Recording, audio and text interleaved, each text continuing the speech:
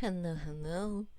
Uh, I can't believe this is Guinevere's debut stream. This game, Guinevere gets to come. I needed somebody here with me, okay? Hi. This is Guinevere, the model. Um, she's very pretty, and her little ghost friend here. His name is Casper because I think I'm funny. But yeah. I didn't do anything today. I was asleep the most of the day. I woke up at 7 and then took a nap at like 8. Watched YouTube videos. And to the point, it hit 10 o'clock and I was like, oh shit. Because I hadn't actually made myself dinner. And so was like, do I have time? I have plenty of time, right? Because I'm dumb like that. And so here comes 10:30 when I usually start to set up stream. So I set everything up and I was like, ah, yes, what should I eat for dinner? Wait. So I made myself some teriyaki noodles and ate that, but I was cutting it so close with it. Like I finished eating it at 11:25. Like not doing that again, not doing that again. Um but yeah, I was like worried I might have actually had to go to the Discord and be like, "Hey, sorry, the stream's going to be late." Why? I was eating ramen. I was eating noodles cuz I didn't eat dinner. But we also have a nice cold can of cherry twist energy drink because I needed caffeine if I was gonna play this game. And it's cold because it's summertime and I've been melting. I don't like summer. I don't like the fact that summer also makes the bugs go, ah, it's our time to shine. And I'm like, God damn it. Especially the mosquitoes. The mosquitoes suck the most. Um, I tried to be productive, Chad. I did. I pulled out my sketchbook and pencil, and I was gonna sketch out some ideas for emotes. And then that ended up not happening. So here we are. Here we are. um, yeah. The sooner I get to this game, the sooner I can exist without it. I don't actually know how long this game is because, like I said yesterday, I haven't actually watched a full playthrough of this, and I've mostly just seen a little bit, like a few minutes into the prologue, and that's it. So, like, I have no idea. No idea. All the reviews are positive on this. And the reason why the stream title is I hate this is because I just don't like KFC. And also, I love visual novels, so a parody of visual novels is not gonna be as welcomed to me, and I just think Popeyes is better, man. Objectively, it's better. But I will give them props that it does look like well done, and I don't know, it looks like effort was put in. It doesn't look like trash, but it's I still don't like it. Also, I can't understand simping for Colonel Sanders. I'm sorry. I just can't. Why? Those hear me out cakes? Every time I hear or like watch people doing hear me out cakes and they bring up, the number 8, I'll just be like, yeah, that makes sense. Cuz well, I don't understand per se. I can see it. Colonel Sanders I can't see. Why? I don't understand why this game was like, yes, let's just make Colonel Sanders hot. Yes. No. No. But here we are. Let me grab my headphones. Okay.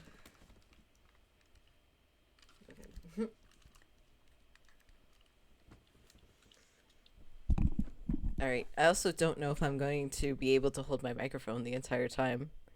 Because again, I know nothing about this game. I have no idea anything.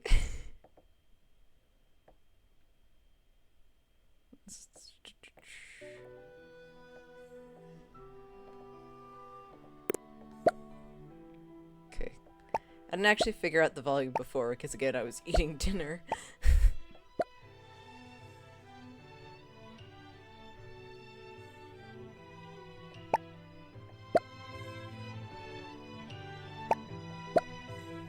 Alright, that looks good. That looks good.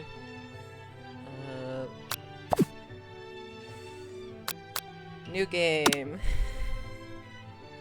Here we go. Before we get started, tell us your name. Do I want to put Sky? Do I really want to put Sky down? No. Wait.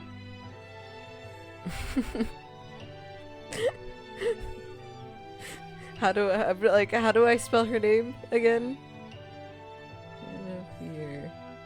I want to make sure I'm spelling it right. Guinevere. Guinerva? That looks like, I guess Guinevere, whatever.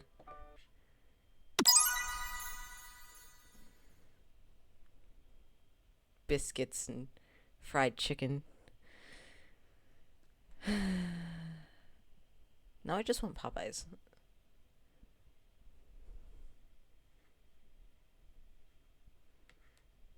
Hello? Do I have to click something? Is it loading?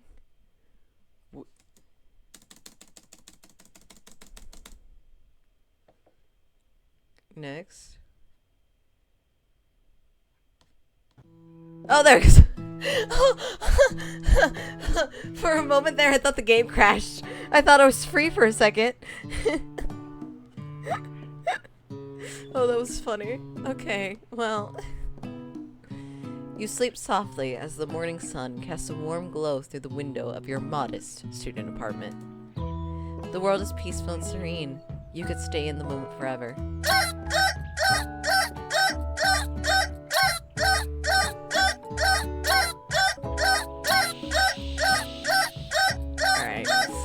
Alright. Oh god. What's this? Oh.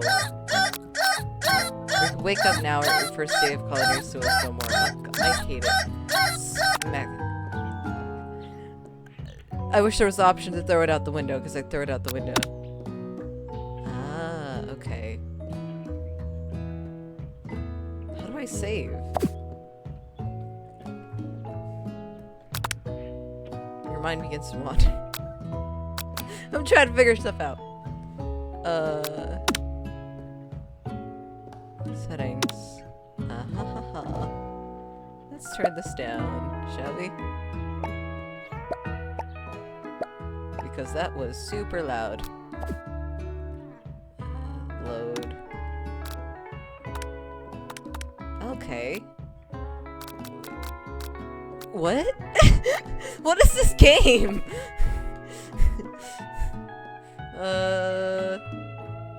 Resume, I suppose. I don't know what the log was. Well, nope. Okay.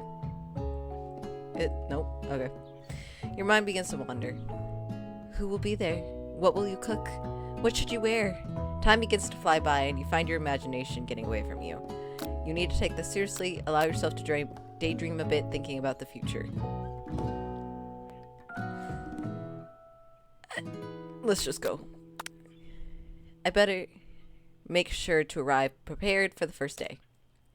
You bust through your morning checklist, teeth brushed, hair combed, pits deodorized. Nothing can stop you now. You confidently grab a biscuit. Oh my god. strut out the door and head off to... There's gonna be a lot of that, isn't there?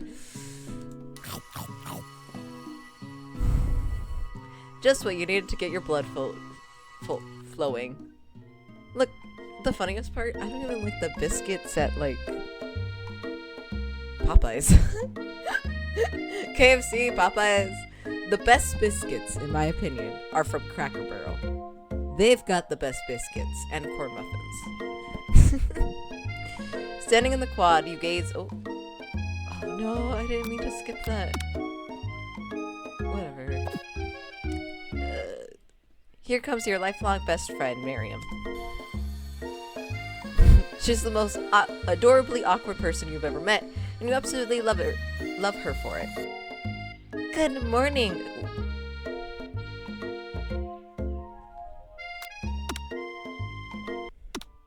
Why was my name in all caps? Fuck that. G-U-I...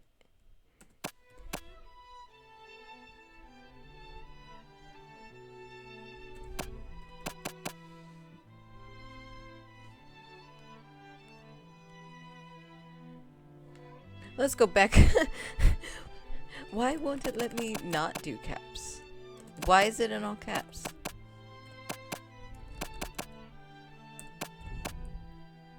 I'm like trying everything, it won't let me.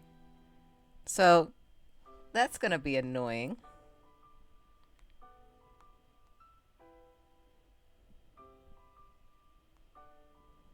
Okay.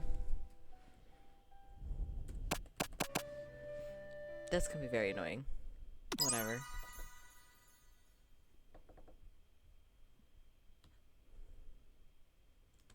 Uh-oh. Uh-oh. Oh no!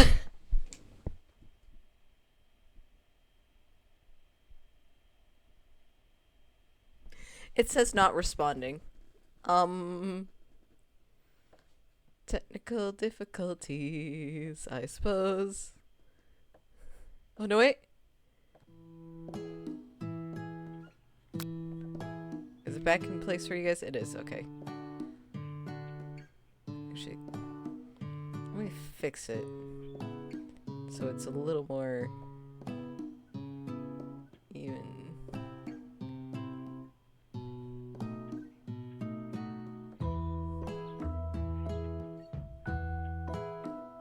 Alright, there we go. Maybe. There we go. All fixed. Da-da-da. Throw the clock at the window. Oh, okay, so we can throw the clock out, but doesn't that lead to an ending? Fuck that. You allow... Nope, you need to take this seriously. Damn it, I skipped over it again! Oh. Alright, hello Miriam. Hi, why do you say my name like that? Are you excited for the first day of the rest of our lives? Actually, because I sure am. Excited, a little nervous. Okay, a lot nervous. What the... It's just that this morning I made breakfast for myself, but well, when I ate it, I couldn't taste any love in the food. What if I'm no good? What if I fail?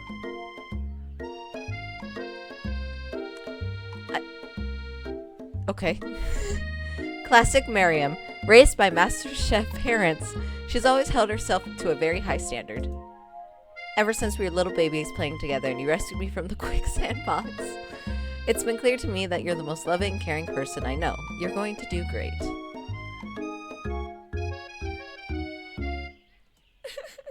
But with the University of Cooking School, Academy for Learning, famous 3-day only semester. What? What is this school?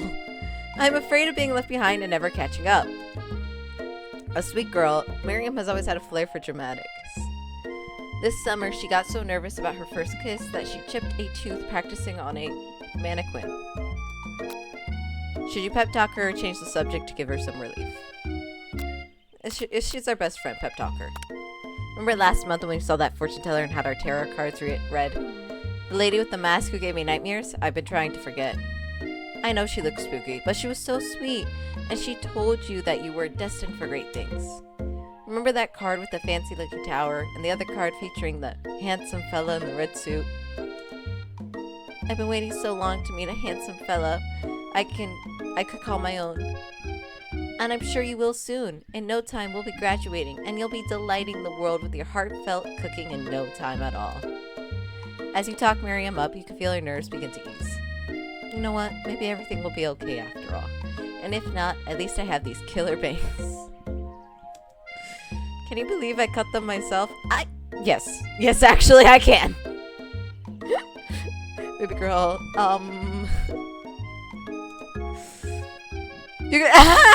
you can definitely believe it. I cannot believe it. Before you can get another word out, you are rudely interrupted when someone smacks your books and custom engraved measuring spoons out of your hands and onto the ground. Hey! It's Ashley, your arch rival. She's totally evil, but you can't help but be filled with jealousy. She can get anything she wants and she knows it. To be honest, I like her. Look how pretty she is. Hello, Ashley. What is that on her leg? Like the are those fish? That is impressive. Your hair is defying all rules of logic. Anyway, hello, Ashley. Oh, I didn't see you there, chicken shins. You leave Guinevere's shins alone. They're perfectly normal shins. Thanks, Miriam. Ugh, you can't stand Ashley. Even her name is annoying. You know for a fact that it's actually Ashley, but she had to add extra letters to make herself feel better than everyone. Oh shit, it is? I just said Ashley because I was like, that's the word I can say. Good to know I was correct. If anyone here knows what perfect shins looks like, it's us. I don't know, I disagree. Her shins look pretty good too. We're not going to let you or your really weird insults get to us. Across the yard, you see Ashley's best friend. Sorry. Excuse me?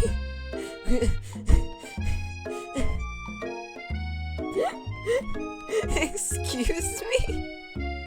Van, the man. Okay. What's up, Van? Has stopped to look at his own reflection in the mirror. His pants are so tight, you can see him casually working out his glutes while he styles his hair. No lie, they're rocking glutes. Van, oh my god, that, hi! Your face is scary, I take it back, you're not pretty. No, that's a lie, you are very pretty. Just don't ever make that face, please.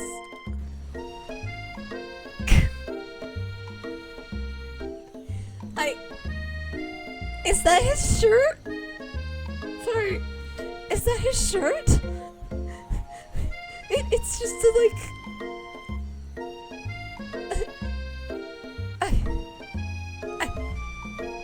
all that's coming to mind is handsome Squidward. Yep. You rang right. God, why? You've never been sure what their arrangement is, but as long as you've known them, Ashley and Van have been just as close as you and Miriam, but substantially more devious. Even Lucy looks disgusted. Miriam's like, oh man, no. Meanwhile, Ashley's like, you fucking idiot.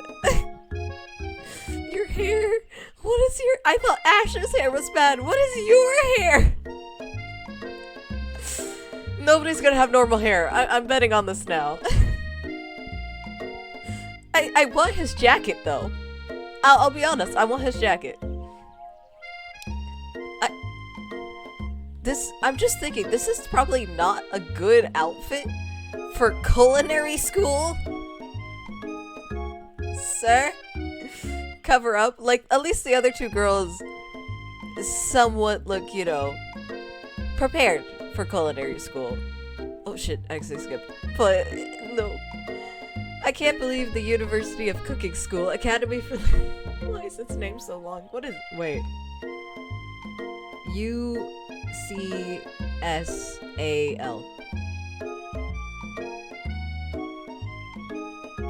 Okay. Would ever allow people like, why can't you guys say the acronym? Like you to attend as students. I know, right? You think they just hand us our diplomas now. It's only 3 days after all. Or maybe hire us on as professors. You amateurs could learn a lot from us.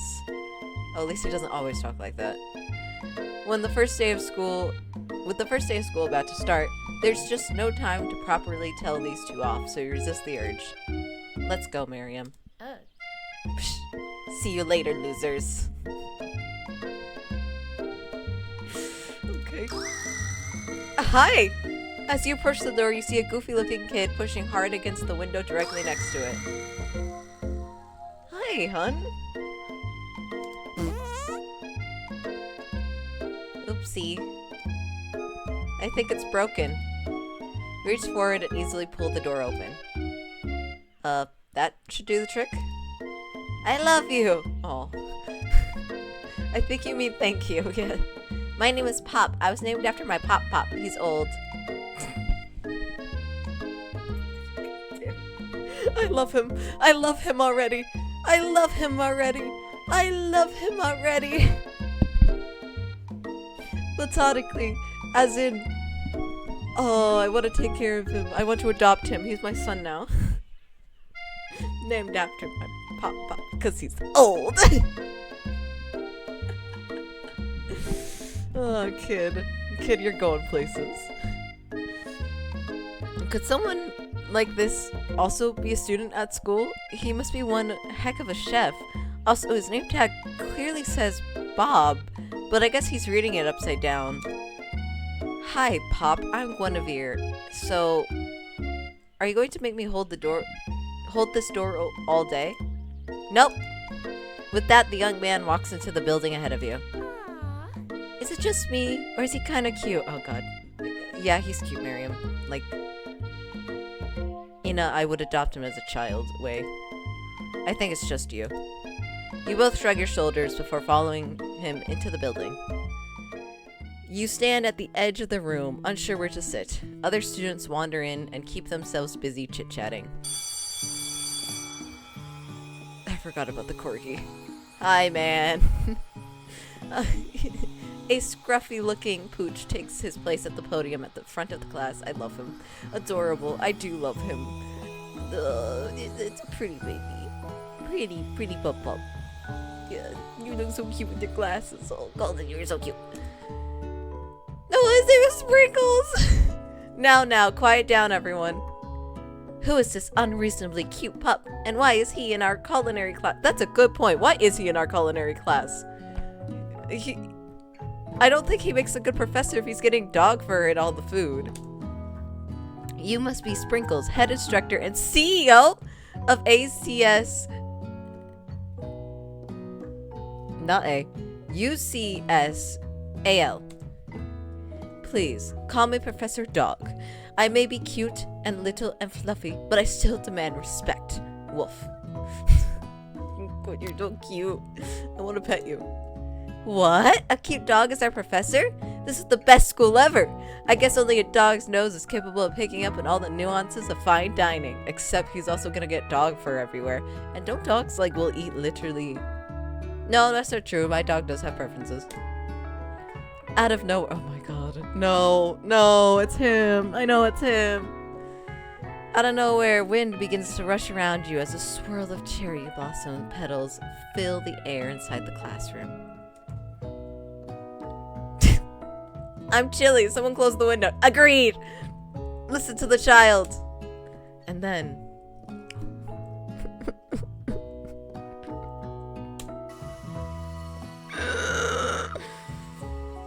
Ugh.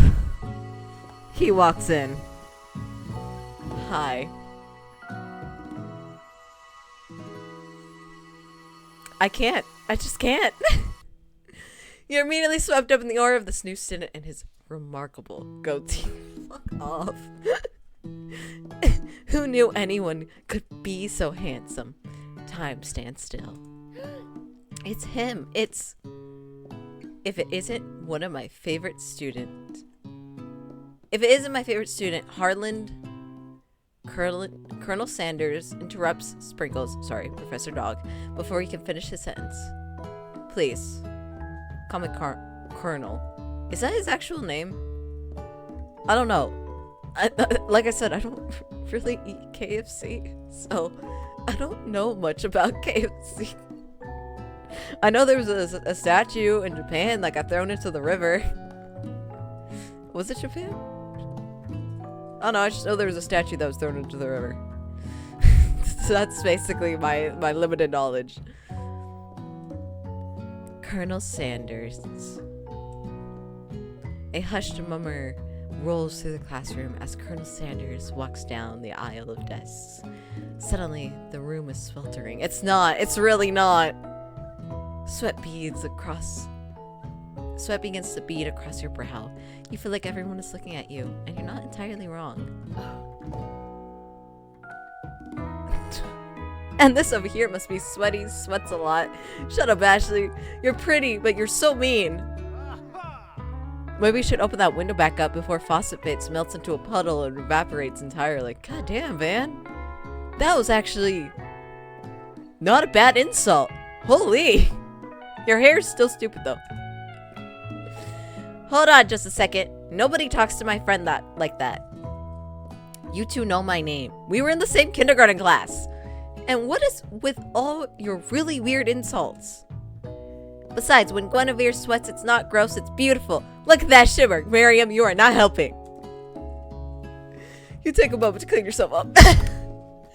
It's a good thing you didn't forget about the deodorant this morning. This classroom is hot, hot, hot. It's really not. Okay. Professor Dog steps in to settle the class down and set some ground rules. Welcome to the University of Cooking School, Academy for Learning, the greatest culinary academy in the world. The birthplace of culinary legends, past, present, and future. Many challenges await you. There will be tears. There will be blood. There may even be tiny, adorable food. What? Wait. Run that back? And when all is said and done, there will be a battle. You will lift your sporks and compete in the Romy cooking arena. Just then, another student enters the classroom, interrupts the professor's rousing speech. I love him! I would date him. I like him leagues above Colonel Sanders. Hi, bud. You look so cute. Hi. What's your name? Hi, guys. Sorry I'm late. I hope everyone had a good summer. I really miss... Quiet! Late to class is bad enough, but interrupting my monologue. You're on the fast track out of here, young man. Are you sure you're even in the right place? Oh, I adore you. Don't you recognize me? This is my 3rd year in the school with you as my teacher. Everyone stares at him blankly. Does no one remember me? You're expelled if you utter another word. One more word before I'm finished. No! What's his name? What's your name, baby boy? No! Don't take my love interest away. Let that be a lesson to you students that tardiness is unacceptable. Even Clink made it here on time, rolling halfway across town on his tiny wheels. Who the You turn to see the student Sprinkles is referring to, who appears to be some sort of industrial kitchen appliance.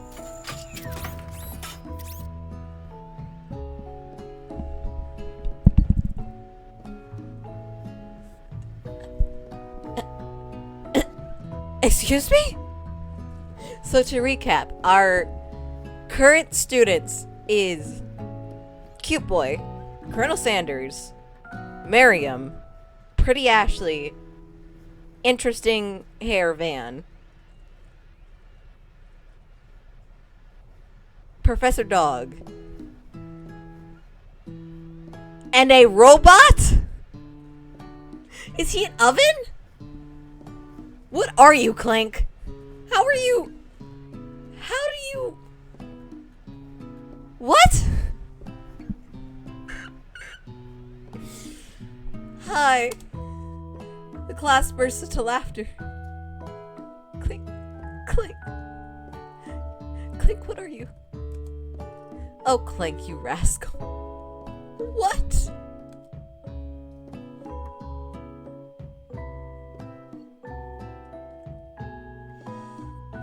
Sprinkles walks in the classroom as everyone stands in silent obedience. When he gets to you, he lifts his nose into the air and takes a deep whiff. Don't do that. Your diet is lacking.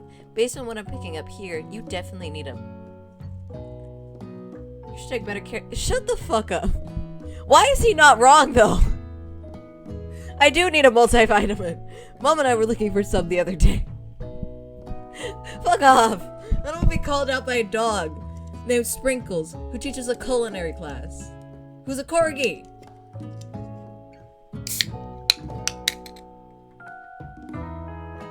I'm opening my caffeine. This is getting insane so quickly.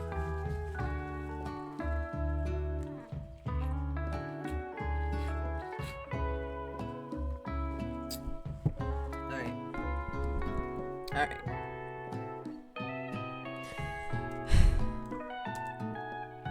You never had a talking dog as a teacher before, but Sprinkle's reputation for being smart but tough is well known. You decide to try and butter him up by giving him a treat from your pocket, but what kind? A rubber ball is stupid, right? We're in culinary class, right? But also, this is KFC, so fucking chicken snack, right? You reach beneath the apron and return with the chicken snack in your hand. Sprinkle's eyes go wide as he locks onto it. His favorite. I called it! Well. I think there might be some competition for a new star student. The furry professor immediately devours the snack, leaving your hand with a slick coating of warm doggy drool. God. You see the other students eyeing you in jealousy, but pay no mind to them. If they wanted to succeed in life, they should have learned the importance of carrying a range of dog treat flavors on them at all times. Things only dog owners would understand. Oh, settle down, young chefs. Take your seats and prepare your minds to... Prepare to have your minds open to the amazing possibilities of culinary creation. As everyone wishes to claim their favorite seats, you're left standing in front of the room. Only two options remain. Hey, Guinevere, there's a seat here. It seems no one has claimed the seat next to me, if you're interested. I'm not! I'm really not! Two good options, but which would you choose? How mean is this game? If I stubbornly refuse to date Colonel Sanders, can I still win? Is the question. Or if I sit with can I come on. Nope, damn it, I can't save. If I sit with Miriam, will I get a game over? Can I sit with Colonel Sanders and not flirt with him? Is that an option too? Alright, well, okay. The choices of do I want this game to end quickly or not is just the debate.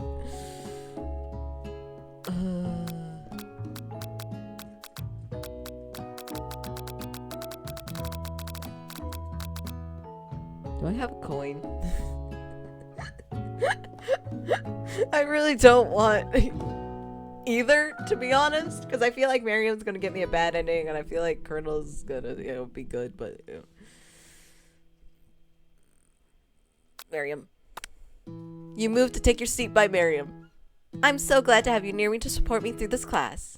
Of course, you're my best friend. Who else would I sit by? Fuck you, Colonel Sanders. Colonel Sanders, he's such a magnetic personality, and there's a seat open right next to him. If you had sat there, you might have gotten to know him a little better. I don't give a fuck. I'd never sacrifice our friendship. Besides, I'm sure I'll get a chance to talk to him later this semester. I've got 3 whole days. That's like a lifetime. No! You say, but now that you mention it, now that Miriam mentions it, that Colonel Sanders is just so dark. No, show me cute boy. Run it back. Show me cute boy. As soon as you settled into your seats, Professor makes an announcement. Think fast, it's time for a pop quiz. Already? Yay, a quiz about me. Hi, Pop. I walked into this game expecting not to like a single bit of it, and walked out. So far, thinking the rival is gorgeous, wanting to date the no-named student, and wanting to adopt a child. We're on an incredible run so far. This incredibly important and surprisingly short quiz will tell me if you're ready for a life at culinary school. Keep your knife sharp and your focus sharper. Here comes question 1. Okay. If train A is traveling to point B and train B is traveling to point A, how important is it to wash your hands before cooking? Extremely. Looking at you, Pop. That's right. Yeah, always wash your hands before cooking something. Forest is to a tree as chicken is to a slam dunk. Night vision goggles, feather. Feather? That's right. What is the most efficient eating utensil ever created? They mentioned sporks, so I'm assuming the spork. That's right. What food is the best for a broken heart? Anything as long as it's prepared with love and not too much salt. Camel meat? Fuck no. A pancake that looks like a silly face. Honestly, both of these, but I'm assuming this one. That's right. A sprinkle's a good boy. No, he's a talking dog that teaches at culinary school. He is the best boy. Yes. That's right. Your total score is perfect score. 5 out of 5. Look, chat, I could be smart. Wow, be honest. Did you cheat? No, actually, I just used critical thinking skills. You look up to see Colonel Sanders is watching you tally your score. He seems impressed. I don't care. Oh god, no. No! Don't! Denied! Sir.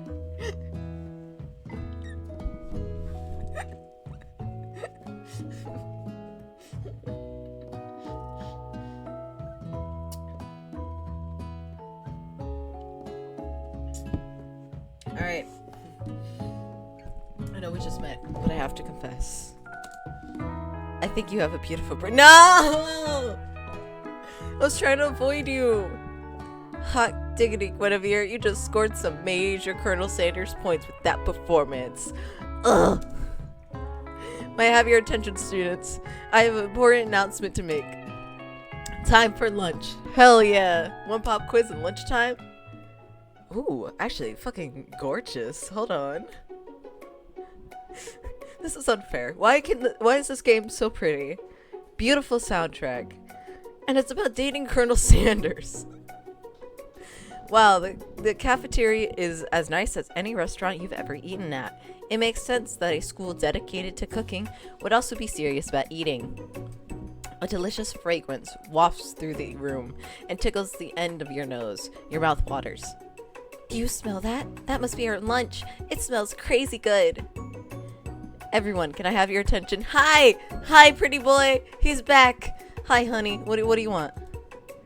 Is it about lunch? Shut up, Pop. I mean, don't shut up. Shush, Pop, my son. We must listen. No, I just wanted to apologize for my tardiness. You see, I was... Howdy. Every time he shows up, I'd like to make an announcement. Hey, It's about lunch. Damn it. Everyone cheers. No! But Shh. Lunch, lunch, lunch.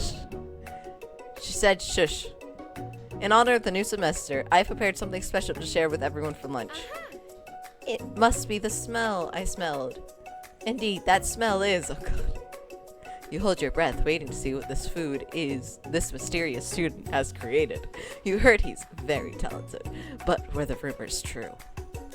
Is this?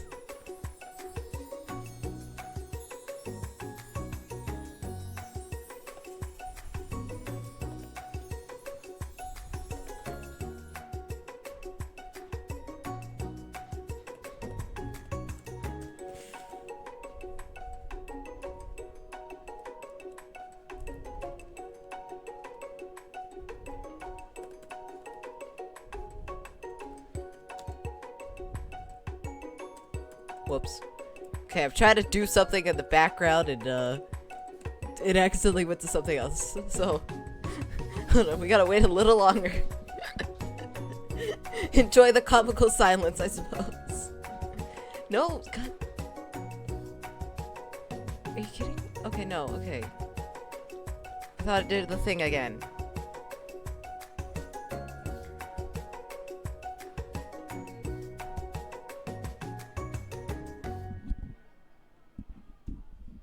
It takes so long to load. I should have had just something prepared in the background, and then I didn't. So here we are. Come on. Come on. Come on. There we go.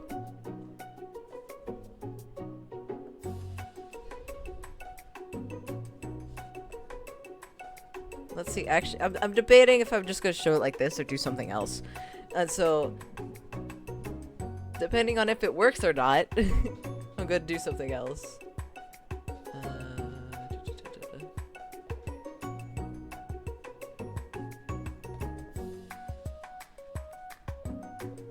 Yep. That works. Let's close that before my laptop says, what the fuck are you doing? Let's quickly add. Maybe. Okay. We're getting somewhere, I swear. New.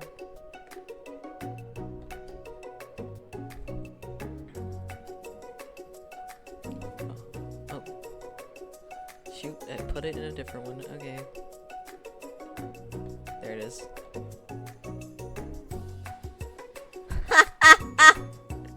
Oh, that's way too big, but here we go. I got it. That took way longer than it should have, but here we go. Anytime. Anytime something. There we go.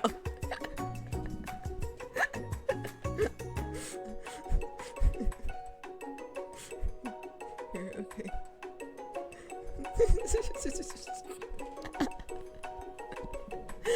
I'm gonna leave this here, okay? And anytime any KFC related product shows up, I'm gonna start using this, okay? Its contents glimmer in the light. Piled high are huge pieces of chicken, breaded and fried to a crispy, golden finish. The aroma. Also, I wish to say, part of the reason why I'm doing this, I'm not sponsored by KFC. So, like, you know, I'm not gonna show off your product and it in full glory if I'm not sponsored by you. The aroma envelops you, and you begin to feel warm and safe. Alright. Colonel Sanders has filled a bucket with chicken? What a novel concept. Your stomach begins to grumble, as if to say, stop thinking and start eating. For years, I've been developing a secret recipe for perfect fried chicken. But by my calculations, nothing less than 11 herbs and spices are required to achieve perfect balance of flavors. You look around and know that every other student has a pen and paper to scribbling notes as fast as I can. But that's all I'll say about that. What, you think we want your stupid secret recipe, dude? Psh, nah, my dude, nah.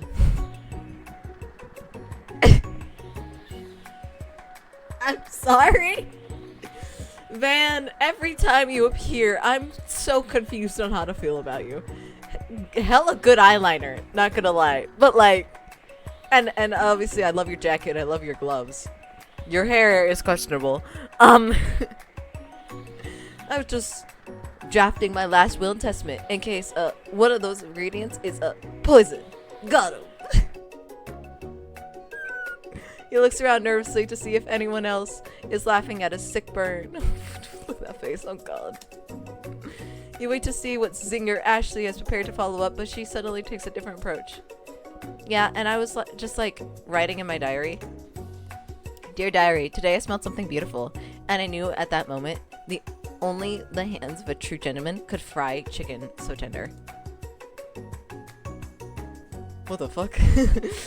Ashley, no! Ashley! Oh no. She went from I will step on you to the girl next door in 2 seconds. That's crazy. Go back, go back. Undo, undo. You see her body language change from bitter and evil to sweet and innocent as she slides closer to Colonel Sanders. She realizes that he is destined for greatness and fame. With his cooking skills like this, she wants him all to herself. She can have him. Honestly, I'd rather Van have him, if I'm completely honest, because I wish to have Ashley. But like, if it gets him away from me, gladly. Take him. Oh, please. Oh, look at... Girl, what? Well, Van, the man. If you don't want any, I'll take his. Whoa, hold on. I mean, I guess I'll try it. He takes one bite and his eyes grow wide. He starts contouring his face as he tries to hold in his pure exhilaration and act unimpressed. Easy now. There's enough for everyone. Please, my fellow classmates, dig in. Ash's face of what? You take one of the pieces of fried chicken out of this bucket and sink your teeth into it. It's amazing. Hold on. We gotta show the chicken, obviously, you know. I'm sorry, this gotta be the funniest bit I've ever done. So far in my career, this is it. Tasting Colonel Sanders' food transports you to another dimension. What is happening? Along with your taste buds gripping a drumstick in your hand, you float weightlessly. Swim towards the light. Savor in the moment everything that it tells you about Colonel Sanders' culinary heart. Focus your mind and meditate on this moment. Try and identify every flavor. What? What is happening?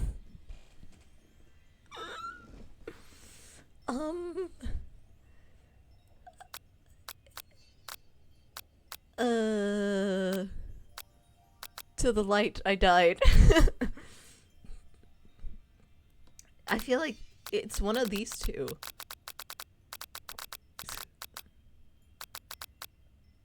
What does this do? The flavors in your mouth are beautiful, pure, heavenly. What a guy. Oh my god. Along with the flavors, you feel something that can only be described as love. For a man? For flavor? Are they the same? I'm sorry, my brain immediately went, things I've asked myself. Hey, is liking the friend the same thing as loving someone? No, genuinely, this is something I have asked, actually.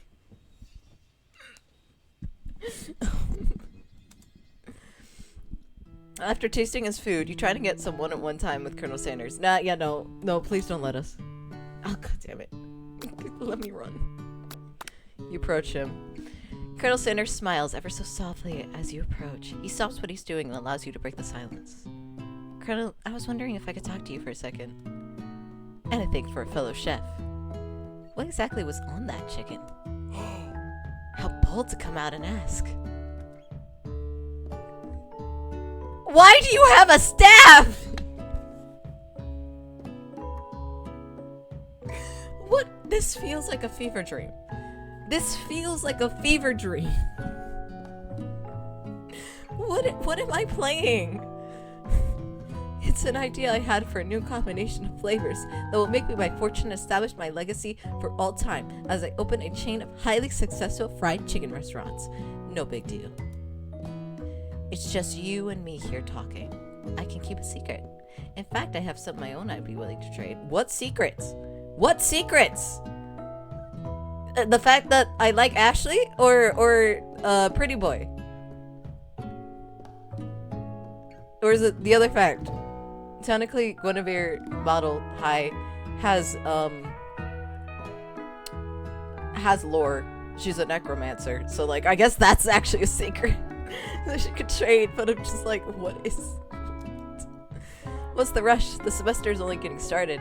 We've got 2 whole more days to get to know each other.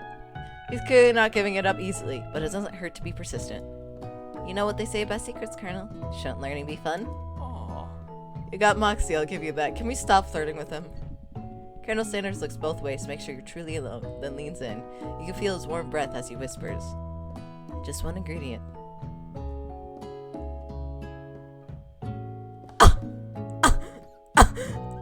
Excuse me? What? Sorry, I was not expecting this. Just one ingredient, but you can't tell. I use blank. It's something my great-grandmother taught me.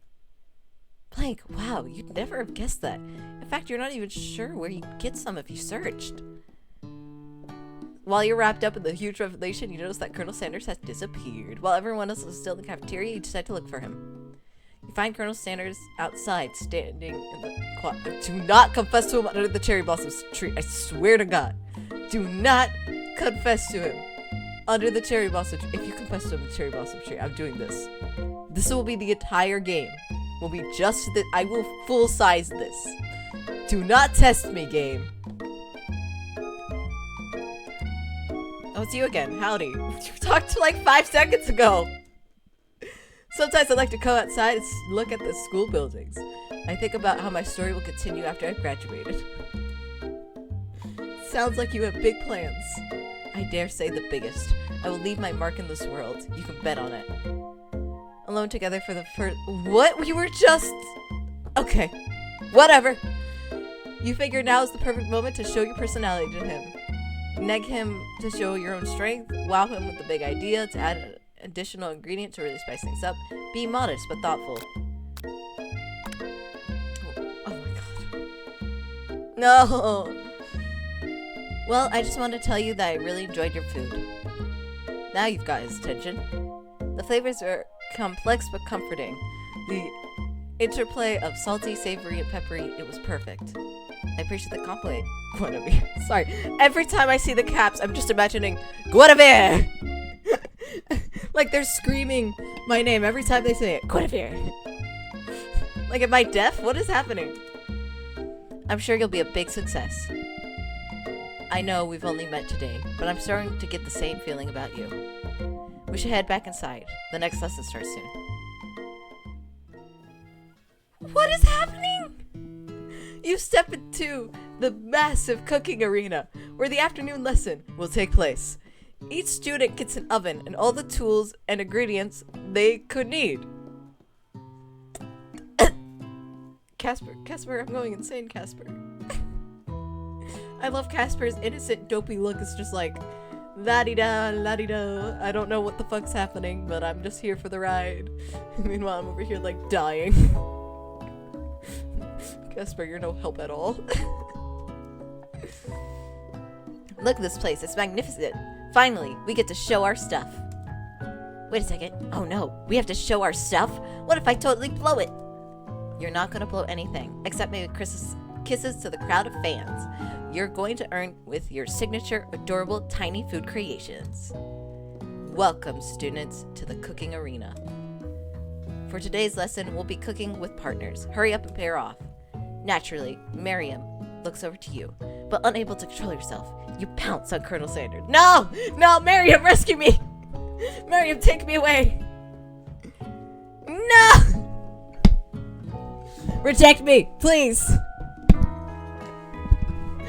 I've never had to beg for a rejection before, but here we are. Reject me. I don't. Let me cook with Miriam. Let me cook with Miriam.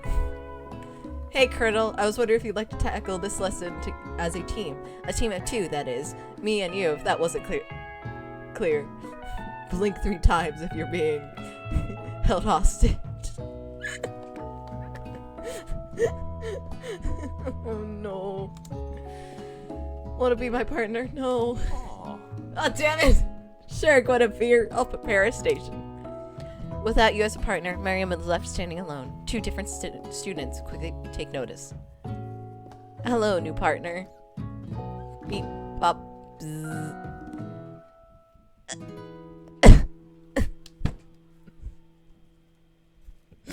Which do you choose, Miriam? The literal child or the oven?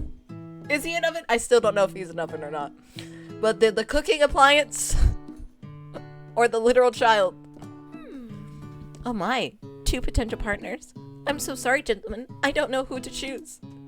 Looks like you have to pick for her. Friend duties can be a little awkward, but it's the price you pay for not being alone forever. Who do you want to ask to be Mario's partner? Neither! Can I choose neither? Pair him up with the forgotten kid. Please. Pair him up with cute boy. Why do I have to choose between these two? They're like the worst options, sadly. You know what? Maybe she'll get extra points if she's paired up with Clank. Pair up with Clank. I'm sorry, Pop, but I think Miriam will be partnering with Clank today. It's okay. I already ate. Not entirely clear if Pop has any idea what the point of school even is at this juncture, which is why I chose Clank. At least, let her get a good score. Clank is clearly excited to have some attention. He heats up and begins to roll back and forth. Warp, warp, warp. Hold on there, fella. We don't even know the assignment yet. Technically, Clank might not have a face, but there's something charming and earnest about him. He was against a literal child, okay? At least he can be semi-useful in this competition. That's why I chose him. But... Tissue, I hardly know you. What is this fever dream?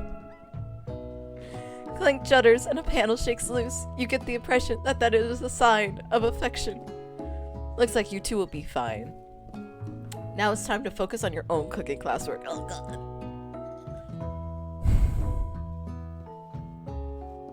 Hi. Alright, you two. For today's lesson, we're gonna keep it simple. Pick a basic dish and divide up the steps. No chef is an island. It takes 2 flints to make a fire. You get the idea. What dish do you suggest to your partner, Colonel Sanders? Octopus! Stick to tongue! It's fancy! You don't even need to cook it! Fuck.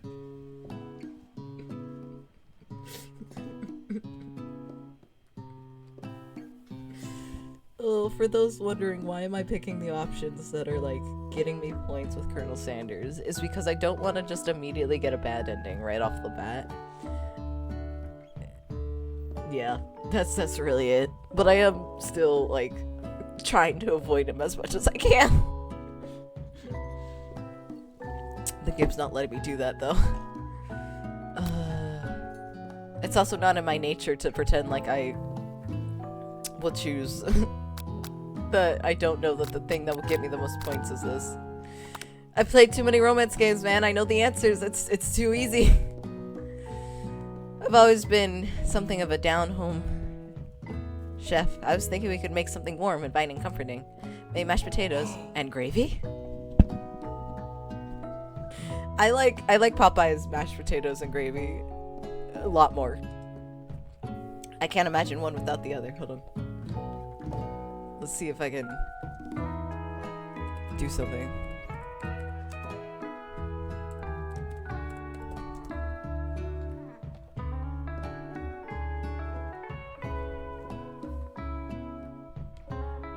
Okay, while that loads.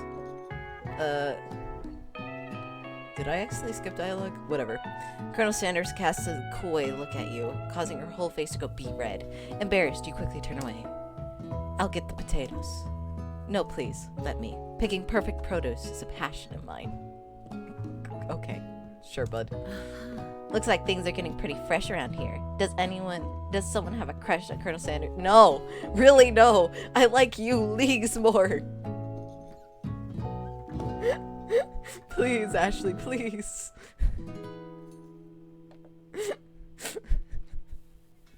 I'm so sad about this, man.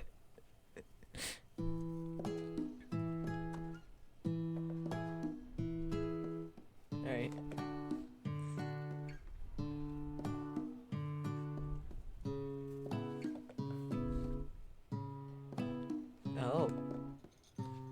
Oh no, there it is. Okay.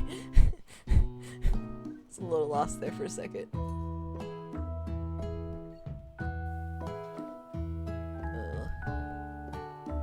There we go. We're just cooking partners. Mind your own business. Sanders' heart is my business. You better keep your fingers off my man. Actually, no, take me instead. You don't need him. Did someone call for me? No! Literally. What is this music? Why did Final Boss music start playing when he showed up? Man, what are you? Is he holding a comb? I thought that was part of his hair. No, he's holding a comb. Okay. No, jeez, Van. I'm over here crushing Guinevere's dreams. Remember? You're supposed to be taking care of our classwork. That was the deal. Stop that. I hate this.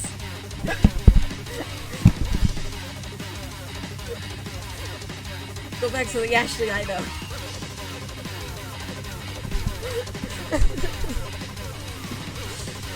Colonel Sanders returns. His arms full of peeled potatoes. He tosses them into boiling water and turns his attention to you and your old friends. Well, howdy there, Ashley, Van. Are we working in a quartet instead of a duet now?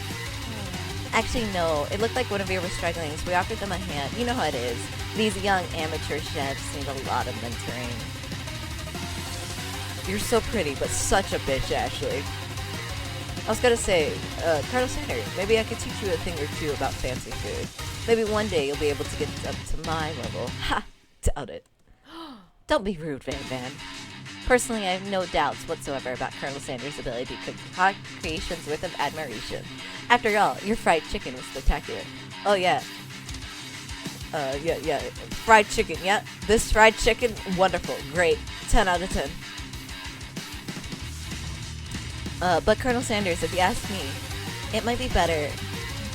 I might make a better partner for you than this thing that has positioned itself at your station. Don't you feel deep down we cast complementary shadows? We fit together like thigh and a drumstick. It just makes sense. Ashley, you're so pretty and I don't want to give you up, but honestly, take him.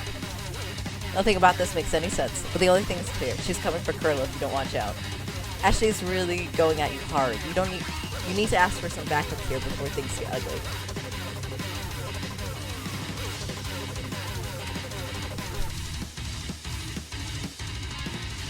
Fuck you, Miriam! You turn to Miriam, and as soon as you find her, she senses it and looks back. This girl's a friend and need radar. In seconds to none, she immediately comes running over. Is somebody threatening my friend? I will destroy them! Actually, I think that Ashley and Van were just leaving. Leaving you in the dust.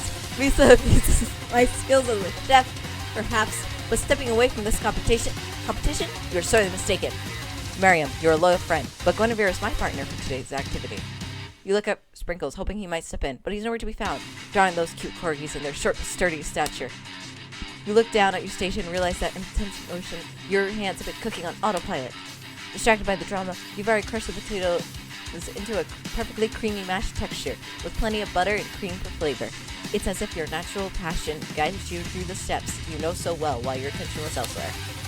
I know just what to do. Colonel Sanders sends his hand. He's holding a beautiful white porcelain gray boat, out which pours a smooth brown gravy, smothering your nearly finished potato dish. Hey, Chet, look. But Sky, the picture, Sky, it's not gonna work for this. It's not, correct. There it is. And you'd be right, Chet. That picture, it wouldn't work. But this one would. Hold on. Let me resize it before I show it. It's too small! There we go. Look at that, chat. Perfect. Beautiful mashed potatoes.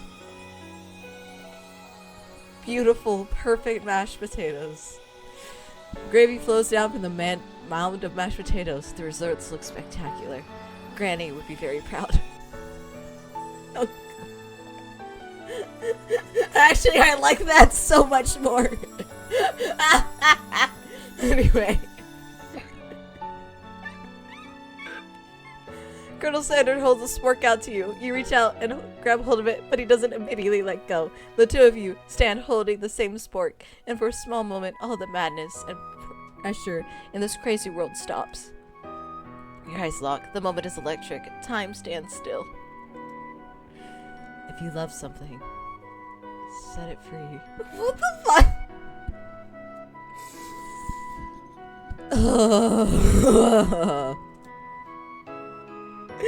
Together you dig the utensil into the mashed potatoes and lift a heaping sporkful up. When you see Ashley with a sister look, you know she's plotting against you to be with Colonel Sanders. And then, filled with rage without thinking, you fling the spork of mashed potatoes right into Ashley's stupid, beautiful face. Ashley! No! Van, do something, do something! Scooping a fingerful, Van tastes the mashed potatoes and gravy and realizes it's delicious. Horrified by this revelation, he does da-da-da-da-da-da.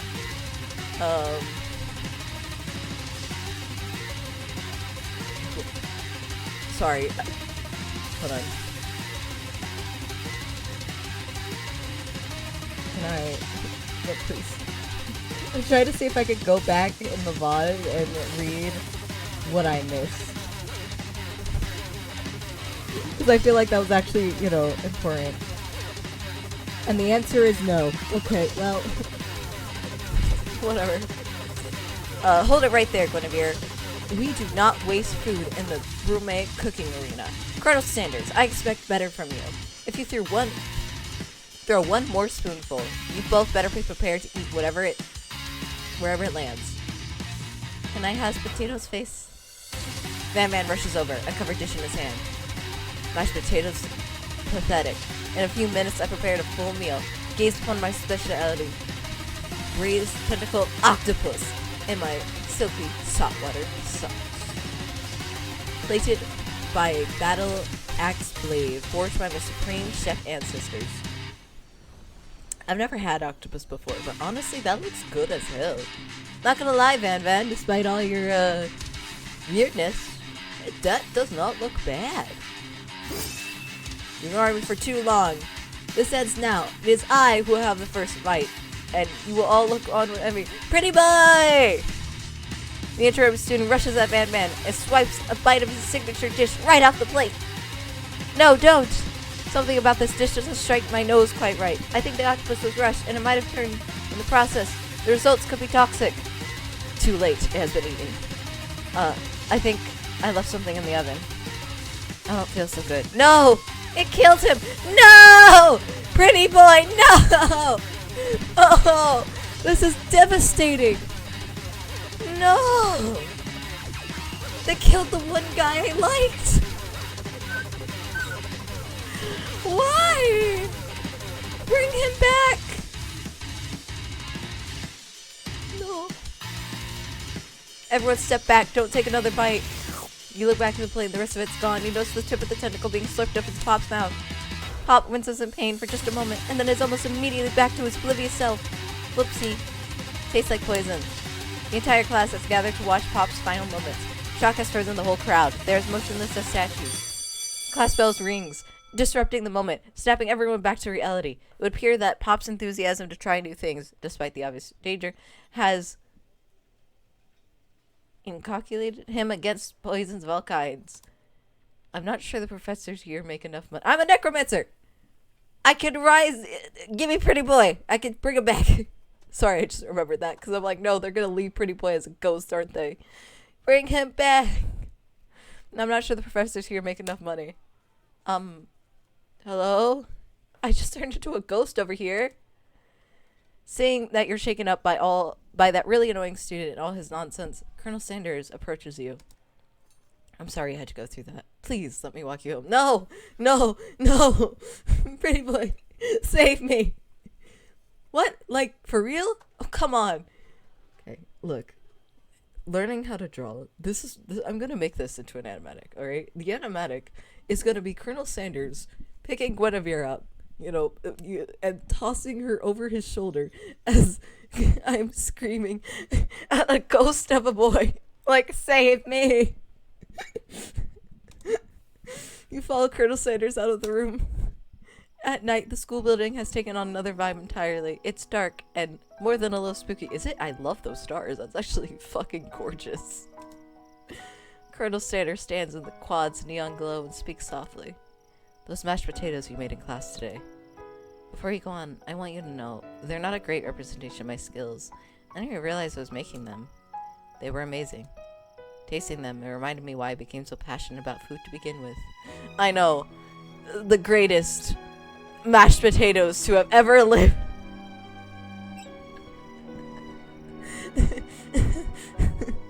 Sorry. That's this entire VOD, by the way. It's just that. Just that. That bit over and over again. This is just day one. Colonel Sanders is getting choked up. Cooking is obviously important to him, and in a way you find inspiring. Now might be the perfect time to tell— Wait, what's this? Colonel Sanders? Yes, Guinevere. There's something I need to tell you. Oh, thank God! Thank you, Van Man! Hold it right there. There's something I need to tell you first. Oh, jeez. You see, when I was just a boy, I had a dream that one day I would be the greatest chef the world has ever seen. And ever since that day, I've been working toward that dream. Day and night, never stopping, never resting. Also lifting weights. Like, so many weights. We should follow our dreams with all our hearts, that our souls may grant them like wishes floating on a shooting star. No, you... Shut up! I'm the one here saying inspirational stuff and being the star of the story. Are you forgetting that your cooking literally killed a guy? Okay, that actually sounds like something I would say. Hold on. You can't prove that? Yes, I can! I liked him! The poor boy is dead! I also saw you kill that guy. What was his name? None of us know! Somewhere in the distance, you hear a long, sad sigh. Forget him! No! I don't want to! I loved him! I loved him and he was ripped away from me by your cooking.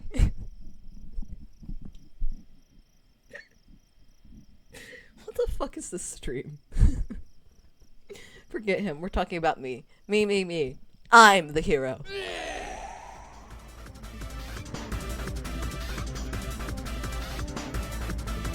No. Just no.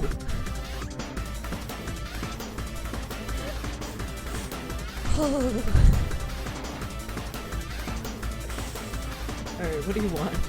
What do you want? The spork monster is here to fight. I think I left the fridge door open. Later, nerds. How dare you threaten me just as I was letting out my guard and connecting with another chef on an emotional level. Be afraid. Be very afraid of me because I'm a monster, see? Is he rhyming on purpose? Is that just coincidence? But before you can discuss Santa any further, it's a turn-based fighting sequence. What will you do? Alright.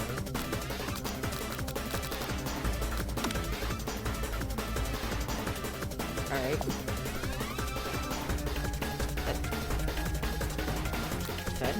Attack. What do I do?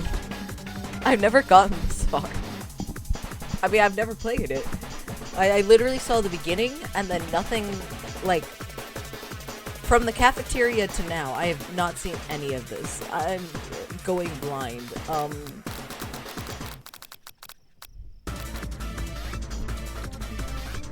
Again, banger soundtrack. Banger OST. Why in this game, though? Defend. Decide to defend. Which defense will you choose? Whatever the fuck that word is. Close your eyes tight, but then open one, just enough to squint and see the spork monster across the battlefield. For some reason, this makes you feel more prepared for what comes next. The spork monster goes on the attack. They spit hot gravy at you. You take 1 damage. Fat lot of good that defense did. Fine, attack. Decide to go on the attack. Cook with love, chow down. Cook with love. Cook with love, just 1 damage. The spook monster won't forget this. Focus their mashed mind and draws in energy from the Mother Earth itself. They grow larger and more intimidating. How will you respond? Attack. Decide to go on the attack. What attack you choose? Cook with love. Quickly Love does 1 damage. The Spark Rider is no quitter. Buffed up and ready to rumble, they go on the attack once again. Use Utensil, you take 2 damage from the attack. You take much more damage, you're not going to survive the battle. Defend. You decide to defend. What defense will you use? Buff up.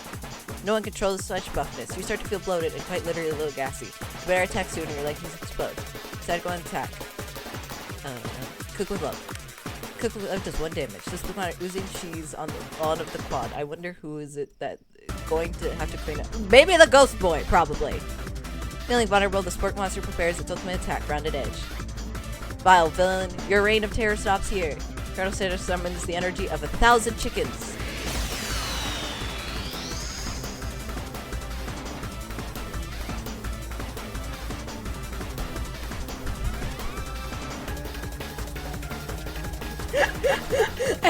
I had to.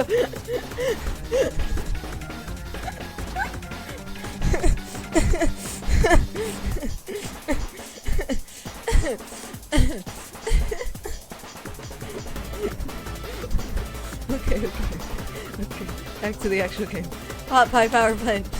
Hot Pie Power Pinch does 10 damage. Spit Monster's defeated. You saved me. And your injured Spork Monster spews steam into the night. Spare this wretched beast. You manage to tamp down your disgust at the sight of the snarling beast long enough to realize he's still a living creature with a soul who deserves your pity, not wrath. Be gone, beast, and don't you ever dare come back for a follow-up encounter tomorrow. I won't forget this, and I certainly won't be back, like you said. The Spork Monster scuttles off into the night. The defeated monster left behind a special item. At first it appears to be a cookbook, but upon closer inspection, it is so much more. What the fuck? What am I playing? I thought this was just a parody visual novel. What am I doing? It's a book of spells. With a golden chicken on the cover. You open the cover to find a library card tucked inside. The last name is spelled out Borko. Is that Mystery Boy? Borko. That name sounds strangely familiar. Your blood is pumping as you stand in the quiet of the night, holding the mysterious book in your hands. As you come down from a battle buzz, you realize that your final attack has left you completely depleted. The world around you fades away. Without any energies to keep your eyes open, darkness overtakes you.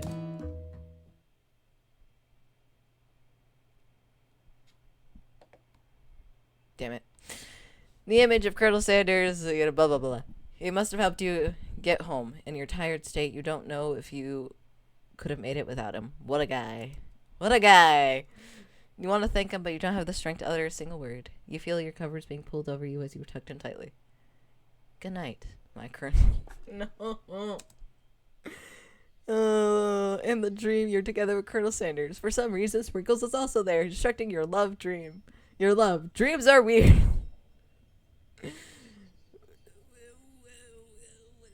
Ghost boy! Come back! You awake on day 2. Attempt to process the wild visions you had. Were they memories? Or perhaps premonition? Whatever. And then there was that secret ingredient that Colonel Sanders went ahead and told you outright. Not much of a secret, huh? It's probably just because he trusts you so much already. Sure, that makes sense. We'll go with that. You meet up with your bestie in front of school. Miriam! Before you could tell her about the encounter with the Spork Monster, she launches into a story of her own. Oh, I know this... Okay, I know this might sound a little strange, but I think I might be, I think I might like Clank.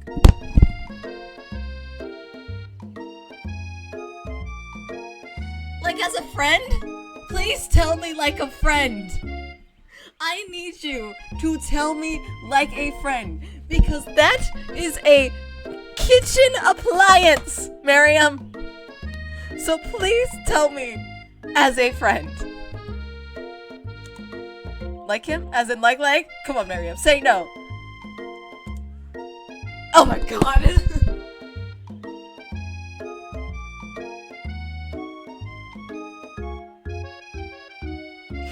a kitchen appliance.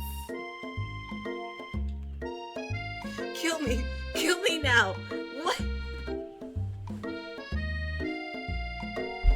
It's only been an hour and 30 minutes.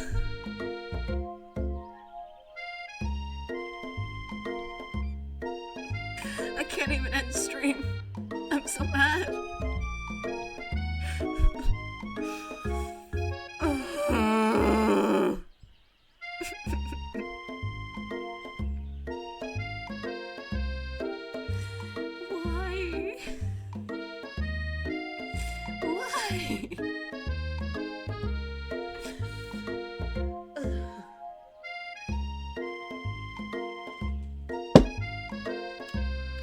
One of my granola bars. Fuck this. I also have peanut butter cookies. So.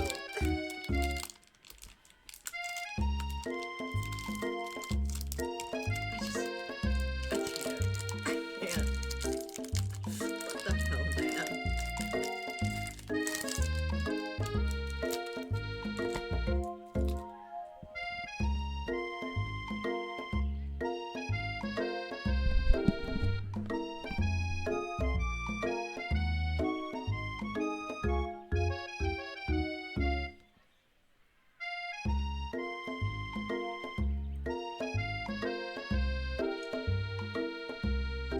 I can't even look at you, Miriam.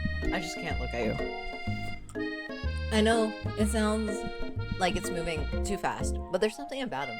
I like him. Like him. If I had chosen Pip, would it have gone this way? I hope not. I really hope not. We got to talking after class, and he's actually totally a sweet guy. Not only that, but he's really smart. He told me all kinds of stories about Colonel Sanders. Why is Colonel Sanders and Clegg friends? Why am I surprised? Do you know that Colonel Sanders was the most popular kid in his high school? No, but that does make complete sense. Yeah, but he was so popular that he was voted prom king at a school he didn't even go to, and was also the convertible that he drove himself.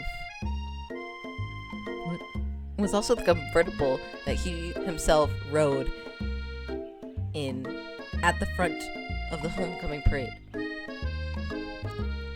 What?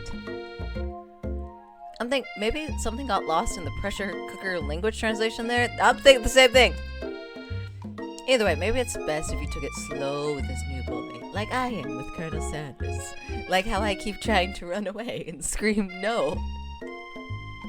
You and Colonel Sanders, the coolest guy at school, the most famous student to ever attend University of Cooking School, Academy for Learning. You're a thing now. We're definitely connected yesterday. Sure you did. You're great. Why wouldn't he be into you, I guess? Laughing at the implication that you and Colonels might be a thing is definitely not cool. You are great. You have an idea of how to prove that your love is real. Well, if he's not into me, why did he tell me one of his secret ingredients? Your bestie's eyes light up. A secret ingredient? Yeah, I just said that. A secret ingredient. Is there dramatic echo in here? Miriam checks to make sure you're alone before continuing. So this summer...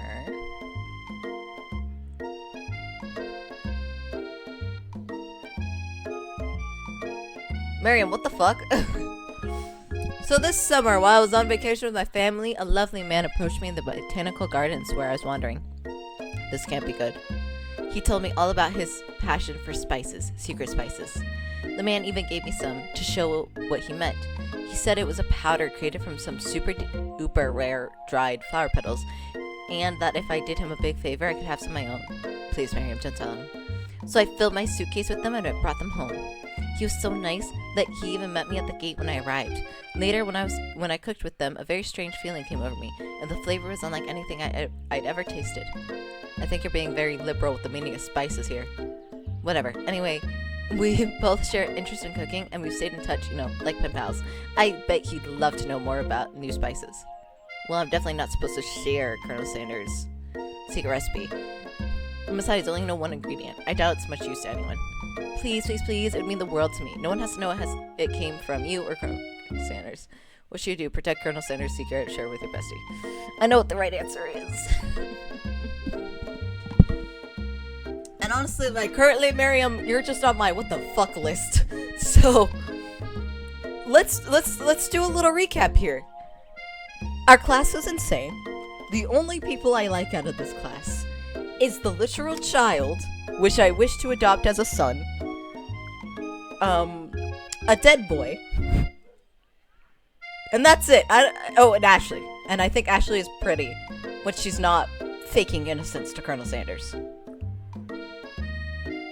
But that's it. That's literally it.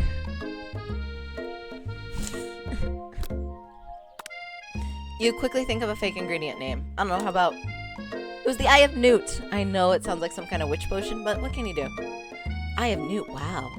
Her eyes light up imagining such a thing, and you figure you've satisfied her curiosity and she'll move on. However, she immediately turns around, does some thumb typing on her phone that you can't see. That's probably not good.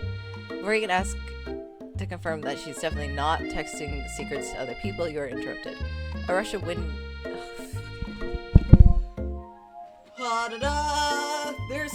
I'm calling it now. There's going to be a confession under the cherry blossom tree.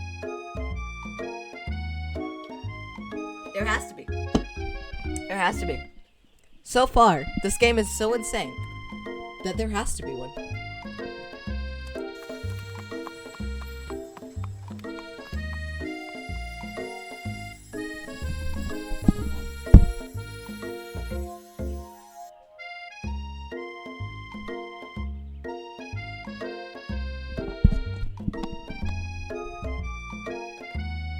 No! I'm sorry, now it looks like a horse is carrying a large tub of Popeye's gravy to school. And anytime there's something that is just too insane, I'm just gonna do this. Every single time. School. Stand back and admire his majestic glory or run to him.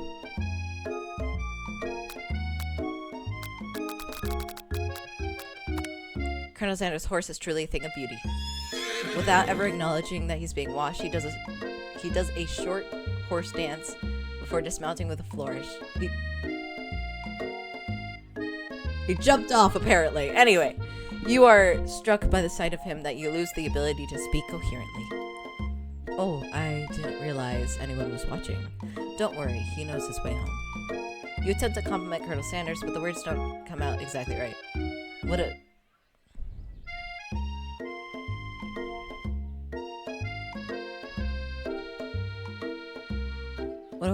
horseful butte you have. I mean, a horseful butte.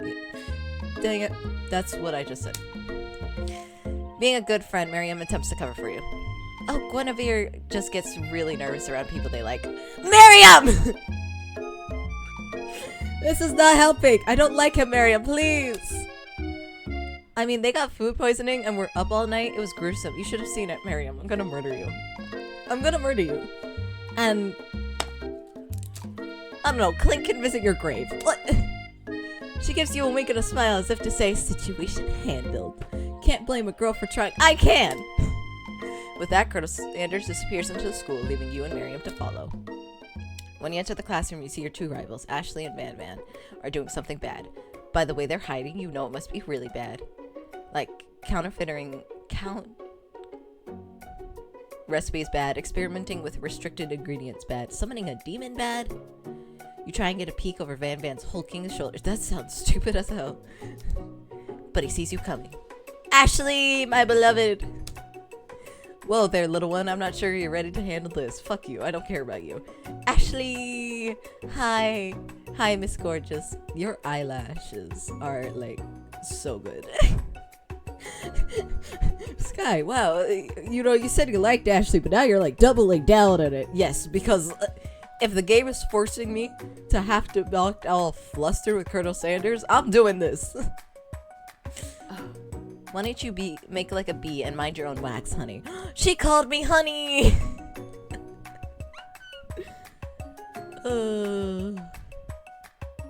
Hi. Hello. Welcome. We're playing a game.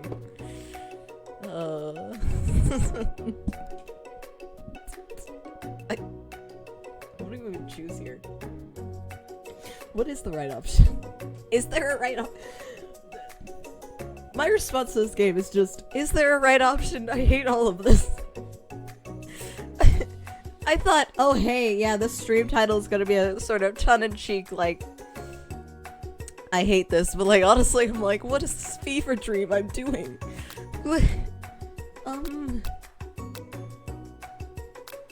So back to immature. You immediately dress the rivals down for their immature behavior. Culinary school is to be respected. This kind of nonsense is a waste of everyone's time. Now you've upset them. Okay? Oh, and you're the emperor of cooking, are you? You make the rules? I'm not sure you'd know a good meal if it ate you. Good point. What a wonderful meal! I wish I had like a counter to see how many times I've done that so far. Being the best chef in the world takes more than culinary skills. It takes creativity. It takes panchi. And it doesn't hurt to use a little evil. And man, why? You finally get a look at what it was they were hiding and instantly recognize it. It's a book, just like the one you found after your encounter with the spork monster. That's the same book I found last night in the quad. Ashley immediately elbows Van Van, who just hides the book behind his back. I don't know what you're talking about. This book is a family heirloom. And its contents are secret. Ashley, you're so pretty when you try to lie. You notice that they haven't just been studying the book. They've got Pop pinned to the wall. And they're tossing potato skins at him as he tries to catch them in his mouth. What? What are you doing? We're playing! Child, get out of here. Please get out of here, child. Before you can dig in any further, you're interrupted by the arrival of more students. It's almost time for— we have more classroom— oh yeah, I guess the robot and the dead guy. Is the dead guy gonna come to class? Beep beep. Hi, Clank. My best friend's apparently in love with you, and I'm seriously questioning her sanity because of it. Yeah. Clank must be running late. He's in such a hurry that he rolls right over Van Van's meaty foot. Hey, watch it, you bucket of bolts. You watch how you talk to him. He didn't do anything. Can he even hear us? Bits. Womp. Who do you think you're talking to? I've never heard such a language. Not even from a stand mixer. Womp womp. No, your mother was a stand mixer.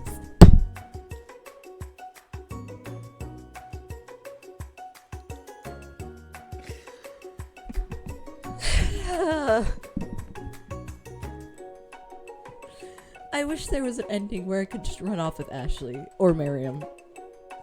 I don't know. I don't really want Miriam as a partner, but Ashley or the pretty unnamed kid.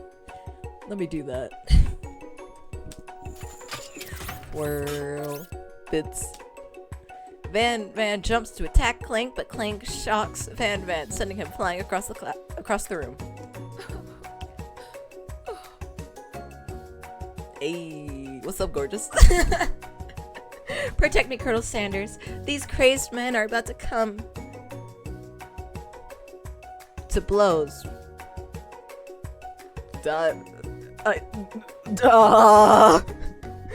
think it must be over me, but I'm not interested in either of them.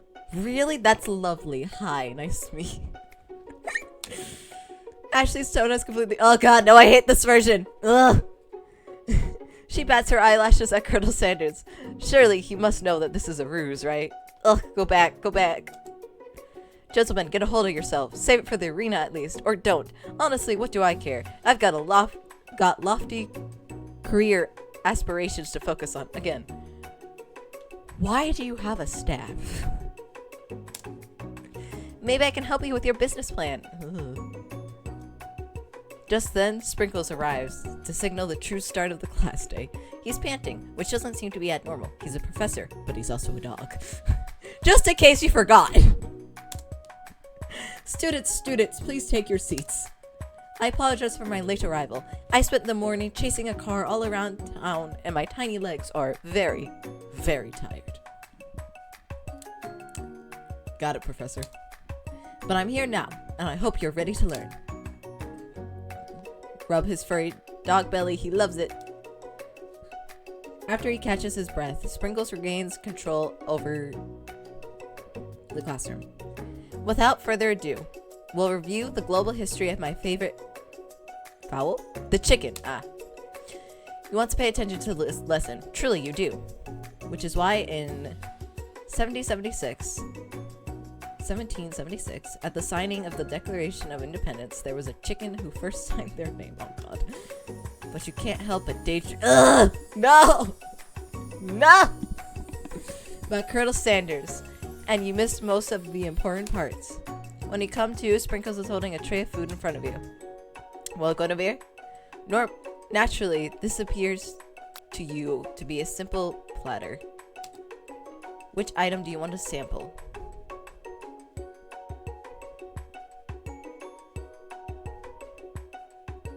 The dog biscuit, a glass of water, a shimmering pepper. The pepper. A brightly colored pepper stands out from the other items. It sparkles in the most eye-catching way, so naturally you grab it, eat it right. Oh my God. However, your body is not prepared for the heat. The pepper has triggered an intense spice hallucination. It feels like forever as you trip through the universe. My boy!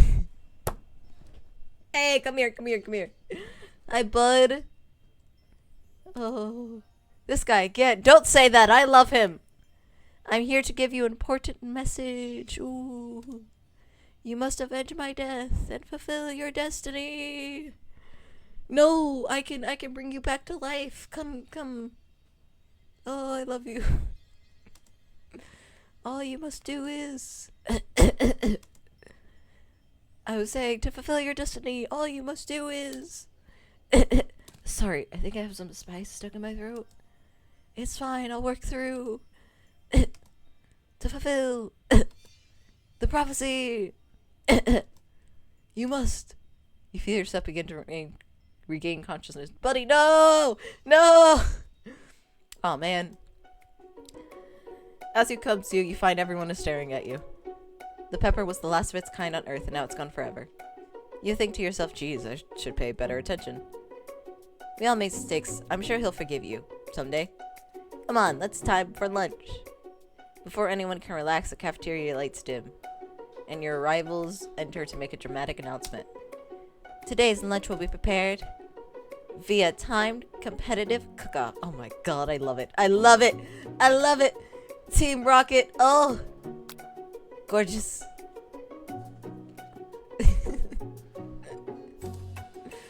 With the level of theatrics with these two is off the charts. Demand they stop wasting everyone's time, step in and tell them you're on. I mean, you're on?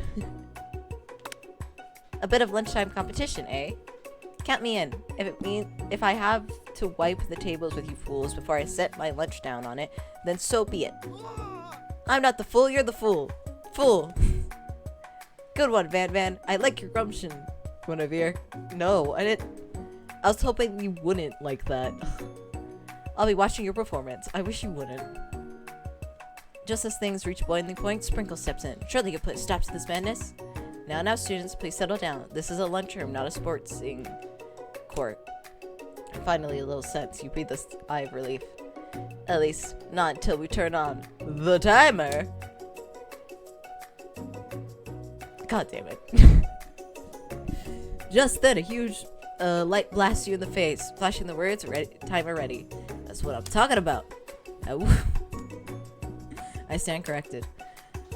The hard way builds a solidly a foundation of confidence that cannot be swept away. Do you think the ghost of Colonel Sanders has ever looked at this game, watched people play it, and been like, what the fuck?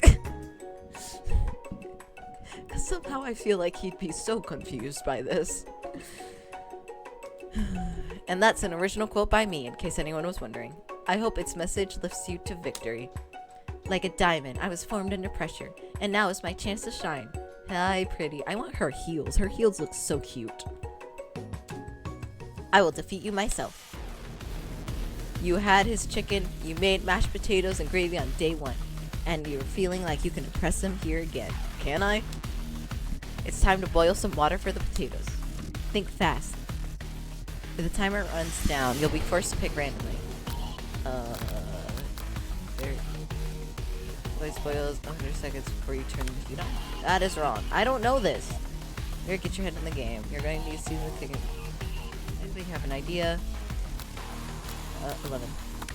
That's right. And I agree, it's but you said it. Anticipies. You got some basic steps. It's time to elevate your craft. Gratitude.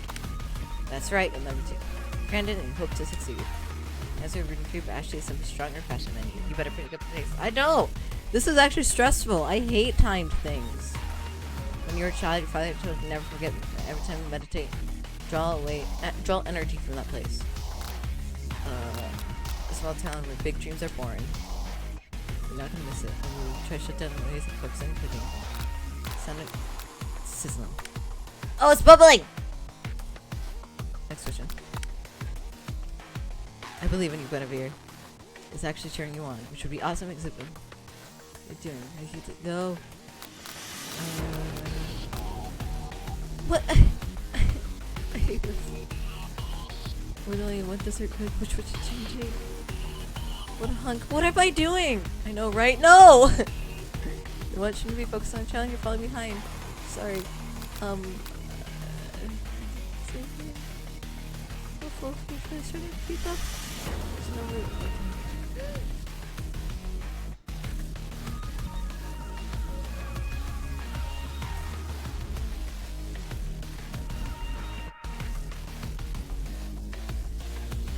What is this section?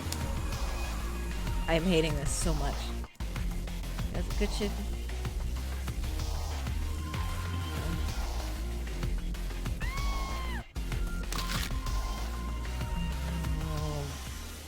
Battle is over. Thank you. I'd rather it be over. I couldn't even say anything because I was just like, what the fuck is happening? What the fuck is happening? It can't be. I was so close to finishing my dish. Sweetheart, look at your hand. You said look at. No, it wouldn't be a fair account.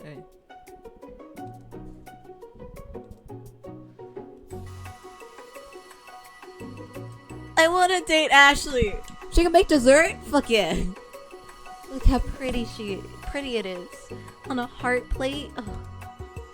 I was gonna ask one of you to do the honors. Since you're injured, I'm afraid that pouring this creamer of delicate hot chocolate sauce might be too difficult. Colonel Sanders, if you wouldn't mind lending... fuck you, I don't like you.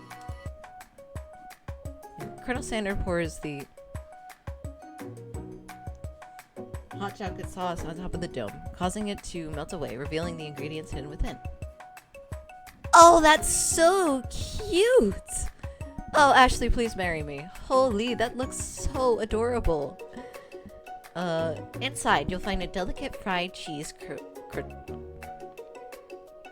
whatever. Atop a slice of honeycomb, ice cream, 2 ways, tender nougat, and pearls of blueberry jelly. Colonel Sanders seemed intrigued, but perhaps unimpressed as he dips his finger in the chocolate sauce.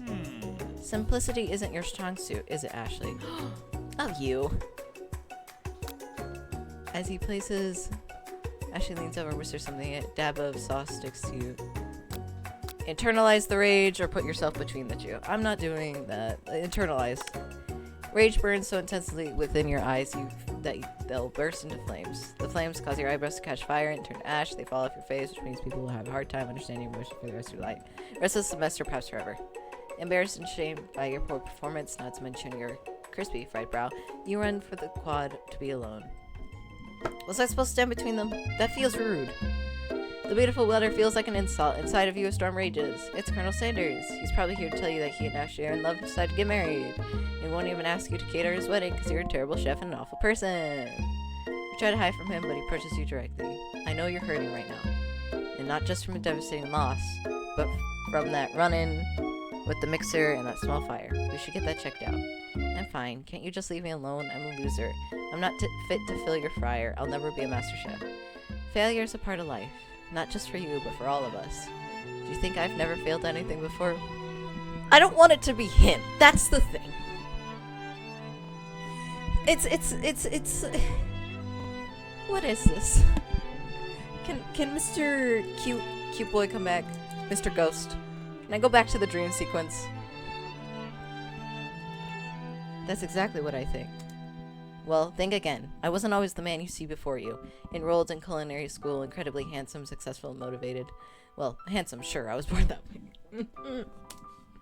But I've walked other paths, arrived at dead ends. I was passionate about life, but I failed as in... You're using way too big of words, man. I was passionate about justice, but I failed as a lawyer. I was passionate about livestock, but I even failed as a mule handler. That one was especially humiliating. Mules can be so cruel. I lost my business partner to a gunfight. What? I didn't know! People see my delicate ribbon tie and my well-kept beard and assume I've got it all together, which is true now, but it hasn't always been.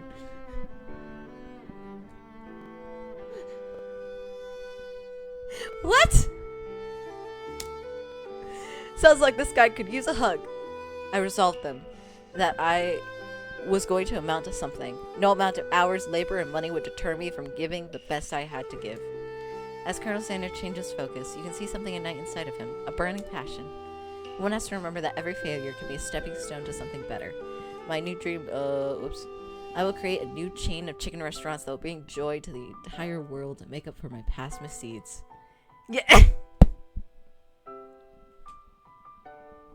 Hello, child. Hi, child. Just as the moment grows intimate, you are interrupted by a threatening shadowy presence. Battle scared from the night before you prepare for the worst. Is this Bork Monster? Borko? It is I. I know I said I wouldn't be back after the whole fight to death thing. Maybe you don't really want to see me anymore, but I just wanted to say I was wrong to attack you, and I apologize. I know what it's like having to always look over your shoulder. Monster problems, am I right? Aww. Thanks, Borko. Oh, that's his name. Damn it, I was hoping it was the dead kid's name. Anyway, hey, Borko. I'm glad there are no hard feelings. Getting jumped by a giant creature in the dark of the night can really rile a person up. I also want to apologize for the way I switched right into attack mode. I know that you're strong. Cooking school could put a person under a lot of stress. I actually used to go to the school. I wasn't always a spork monster, you see. I don't believe it. You were human once? No. I told you! I called it! Well, no. I was a golden retriever. Oh, but I was still a student. Until one day some mean kids used a magic spellbook to cast a dark enchantment on me and I was forever transformed. A magic spellbook? Precisely. I had to procure a copy for myself, but somewhere along the way I've lost it. If you find such a book, I beg you to respect it.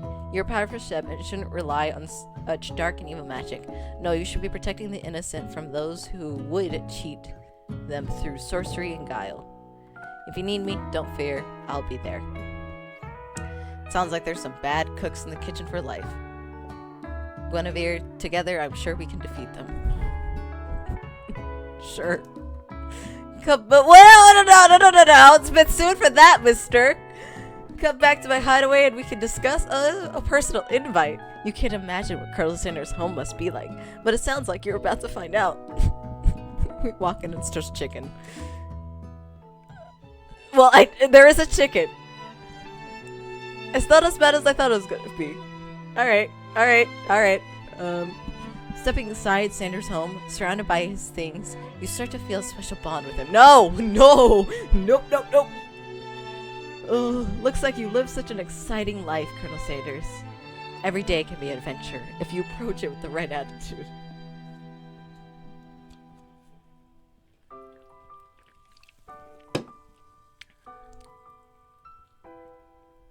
I need more caffeine.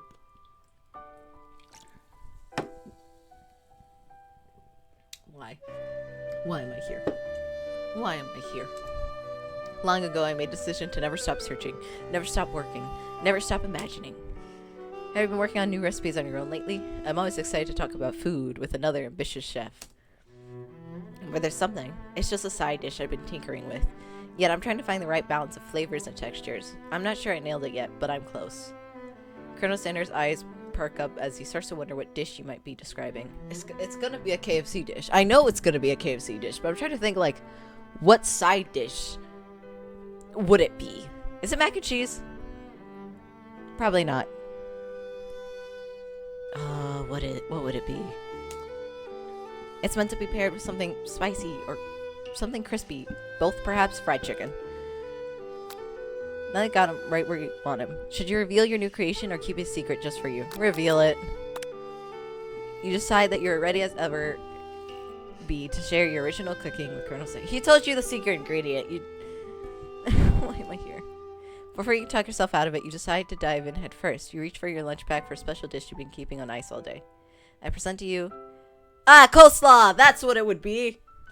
Hold on. We gotta go look something up now.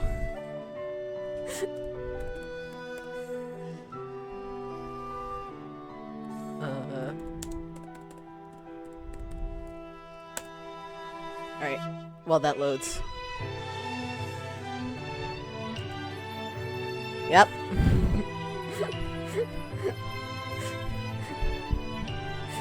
We'll be back in a short few seconds. I dropped something. Come back. There you go. Just...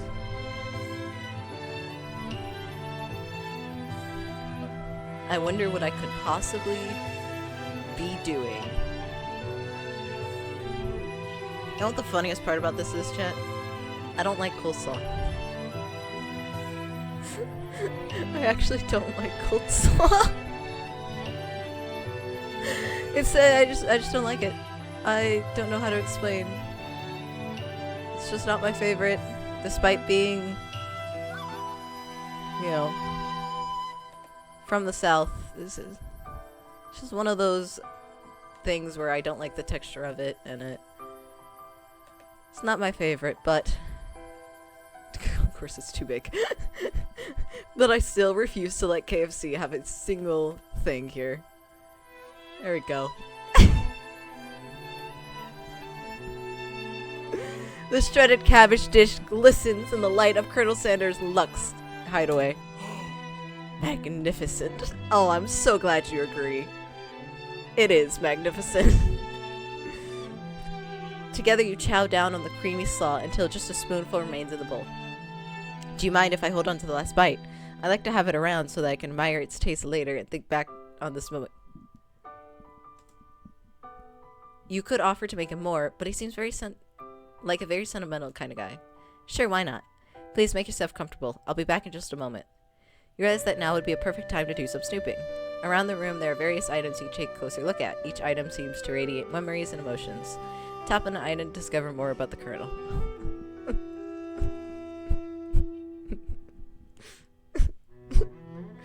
I don't want to learn more. What's this? What is that? Is that a candle? Did KFC release a line of candles? Oh, it's just a scented candle. A scented candle. You pick it up and try to identify the smell. Power tool? What?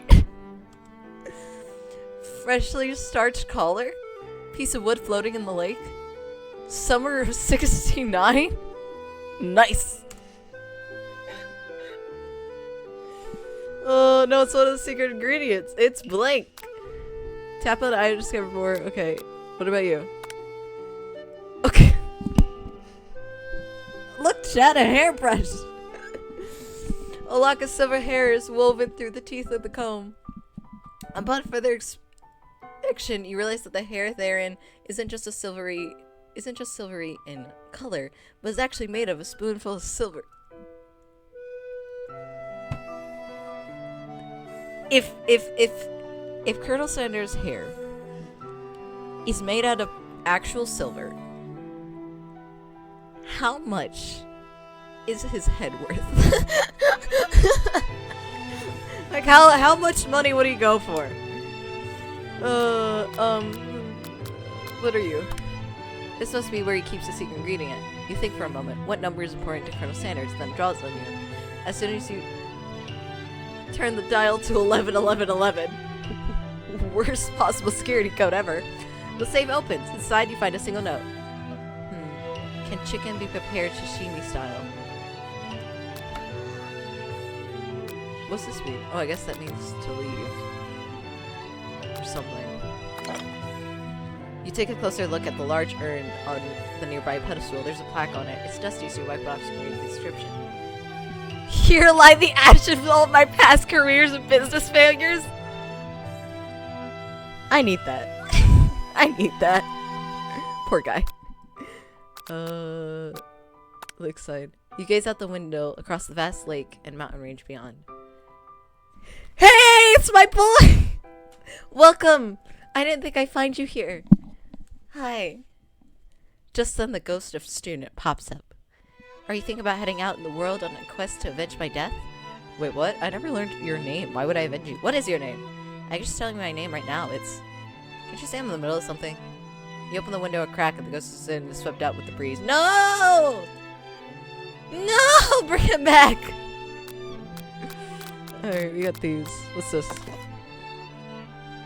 One framed photo shows an old man who looks a bit like Colonel Sanders standing with a friend. They hold fried chicken drumsticks and appear to be cheersing them. Alright, that's kind of cute. You look closely and there's a short inscription. I wonder who my friend Pete is.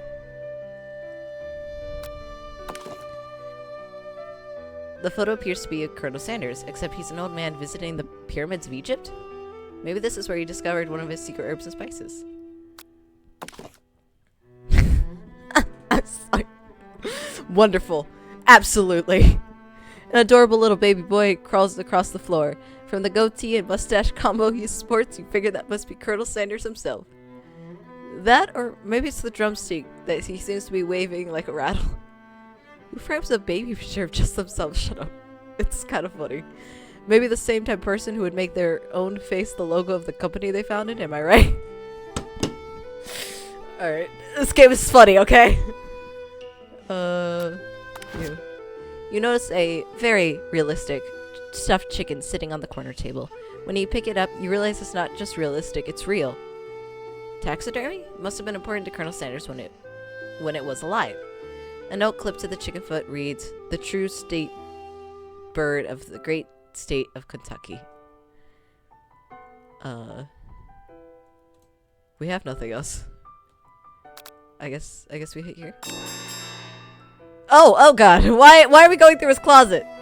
You open the door to Colonel Sanders' closet and find a row of his signature white suits hanging within. You take one off its hanger and try it on. No. The jacket's too big for you, but it's soft and comfortable. You give yourself a deep hug, breathing in a scent. When they say that home is where the heart is this what they meant? No, our heart's with Ashley and Ghost Boy. It's not here. It's very much not here. Oh, what are we doing? Why? Why did it have to be this one? Before you can look any further, you hear Colonel Sanders returning. He has a new dish that he's been working on. He wants you to taste it. You try to act casual until he asks why you're wearing his jacket. I should have clicked it before. I don't usually loan those out, but I must say it does look good on you. Oh crap, the jacket. Yeah! You forgot to take it off. You decide that now is your moment and make a big move. Tell him you're cold, fess up, and tell the truth.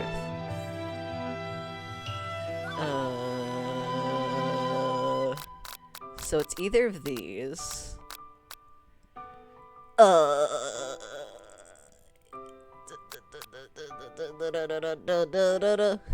Do I confess? Do I not confess? Do I confess? Do I not confess? Do I confess? Hi.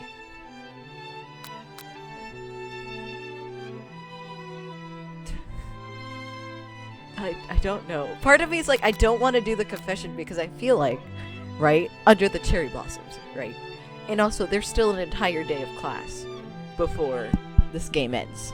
So assume you get the chance to confess at the end. But you confess. Oh god, no!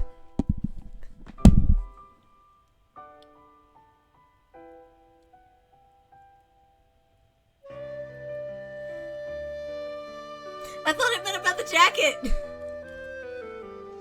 I thought it was gonna be like, oh, I confess I was snooping around your house because I wanted to learn more about you. Something like that!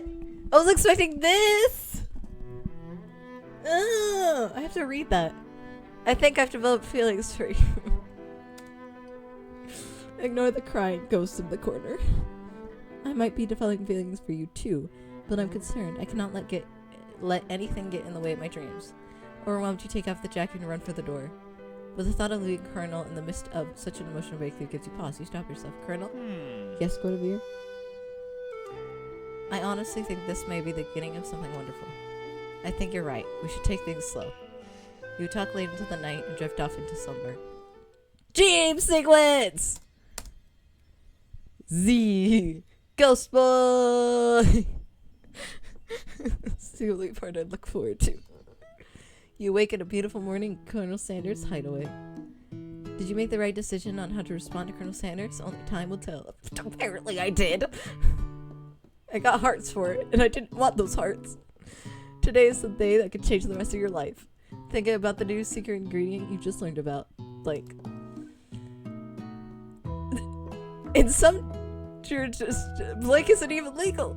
But if the recipe is a secret, how every time it does blank, my brain is just going, it's weed. Right? It's just weed. It's just multiple versions of weed. If you're not gonna tell me, this is the story I'm going for. Your thoughts are interrupted when Colonel Sanders emerges into the room. He's holding a gorgeous plated breakfast, and your mouth waters at the sight of it. Here's a simple breakfast I just whipped up. Alright. I know what I must do. It's okay. They're all on standby. I love how I have 3 pictures of Popeye's food just to use here. Look at this gorgeous breakfast. It's meticulous.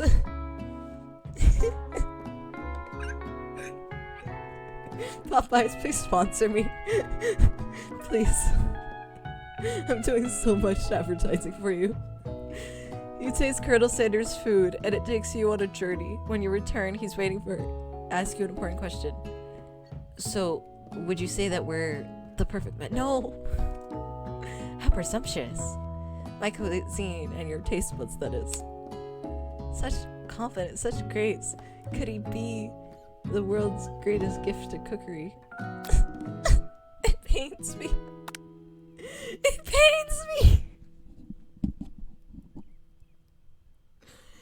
When does this end? I was hoping this would be one stream only. Please let this be one stream only. You know, I think we might make a great team. A single tear begins to pool in the corner of his eyes as he gazes out the window. And with the right business partner, I know I can't fail. Is my name Pete? Like, what's going on? Business partner. Could he be talking about you? It's all happening so quickly. Overcome with emotion and confused by your feelings, you're on the verge of tears, unable to speak. The only answer you can find is to run out the door and go home. There's still one more day of school after all. The University of Cooking School, Academy for Learning, waits for no one. When you get home, you find something surprising. Your best friend is there waiting for you. Hey girl, how'd it go with Clank? Where have you been?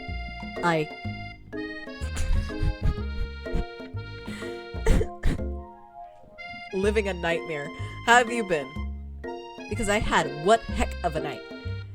I've been desperate to talk to you about it, but I couldn't find you. I was worried something happened to you. It's okay, I was just... But now it turns out you're fine. I can finally get you up to speed on the saga of Miriam.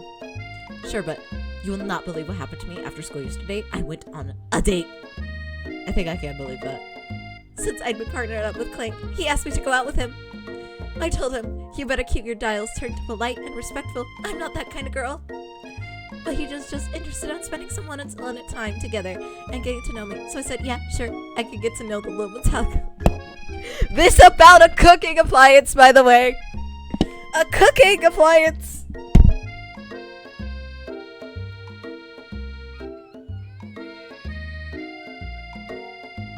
That's great, Miriam. I'm so happy for you. Long story short, He took me skydiving!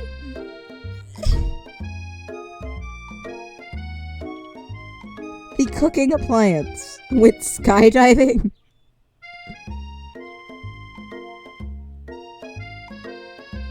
Fever dream. What the fuck? The things quickly spiraled out of control. So you should just say skydiving, as if that's a perfectly typical first date to go on with a talking pressure. Oh, that's what he is. He's a pressure cooker. And now I'm not sure where we stand. You're dating a pressure cooker. Girly pop. What? You don't give Miriam time to tell her whole story. However, bottling up the details of your own night is too much to bear. And I went on a date too, back to Colonel Sanders' house, where I spent the night with him. You what? Nothing happened! But the emotional connection. Wowzers.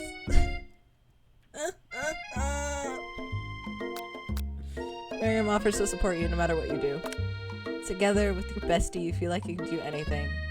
When you arrive at school, you counter your rivals in the quad. Ashley, take me far away from here. You could tell from a distance they're picking on Pop, though he himself might not quite grasp that fact. Because, you know, he's Pop. Come, child.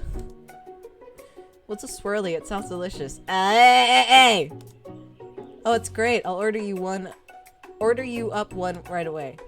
I'll have my swirly with sprinkles, please. He sprinkles as a dog and a treat. You can get your swirly dip, too. Why don't you pick on someone your own size? Because I'm literally the biggest person in the school. He has a point.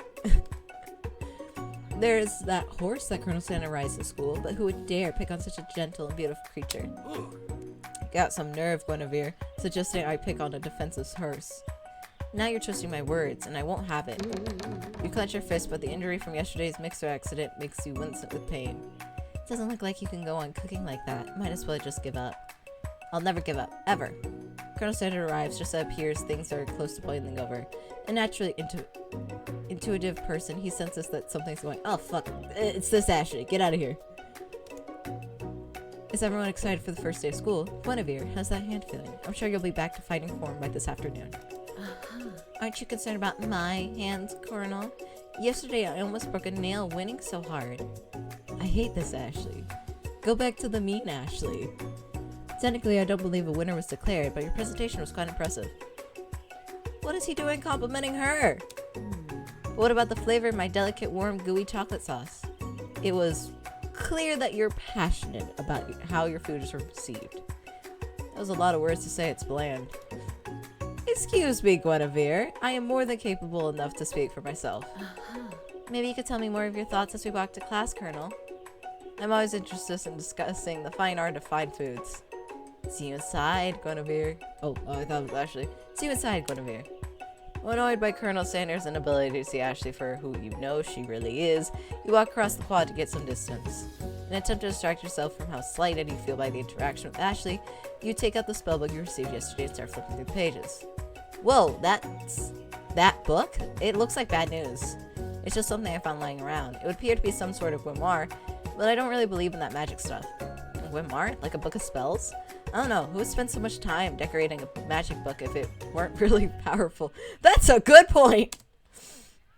I think of one surefire way to find out. You open the book page with the arcane warnings, cast only in case of extreme emergency. It says around the edge of the page. I can use a spell here. It will erase anyone I choose from all my memories. If I scrub out Colonel Sanders, it would help me focus better on the upcoming exam. That's way too drastic. Couldn't you, like, do something else, like, not rooted in dark magic? Maybe tie a string to your finger? Do I get an option here? Because I'm not doing that. Okay, fine. It is drastic. But desperate times calls for desperate measures. You got the memory erasing spell sitting right in front of you. It's a pretty good excuse to try it out. Don't do it! You take your... I'm only doing this not for Colonel Sanders, but for Bork. Bork, the sweet, innocent golden retriever turned spork monster. He warned us, so I shall not do it. You take your friend's advice and put the book away. It's almost time for class. Sprinkles is already in the room waiting for the students to arrive. He clears his voice and makes a quick announcement. I want you all to know I'm something of a dog moment coming on, but I assure you it's nothing to be afraid of. His cute little nose scrunches up as he begins to breathe quickly. Dogs can be rather unpredictable, especially Sprinkles. Wait to see what happens, or he must be hungry. Reach for some old homework to give him a snack. Why are we giving him paper as a snack?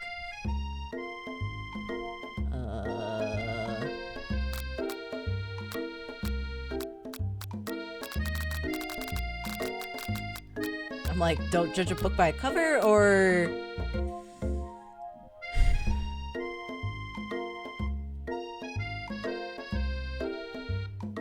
I don't know.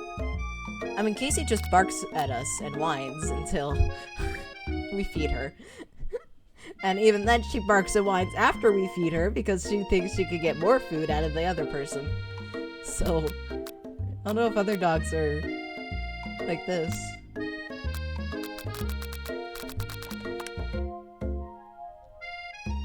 Sprinkle stops in his tracks. He focuses in on the window. The room is deadly silent. When you follow his gaze, you see a tiny orange squirrel perched on the cherry tree outside. Sprinkles turns feral and runs at the window of the classroom. He begins barking uncontrollably at the squirrel outside. I'm sorry, the squirrel has a name? Terrence! I told you never to come back here, Terrence! I will destroy you, Terrence! Sprinkles is barking ferociously, drool flying off his face. The squirrel looks over, but he doesn't say anything back. You wonder, is that even a talking squirrel? Who named him Terrence?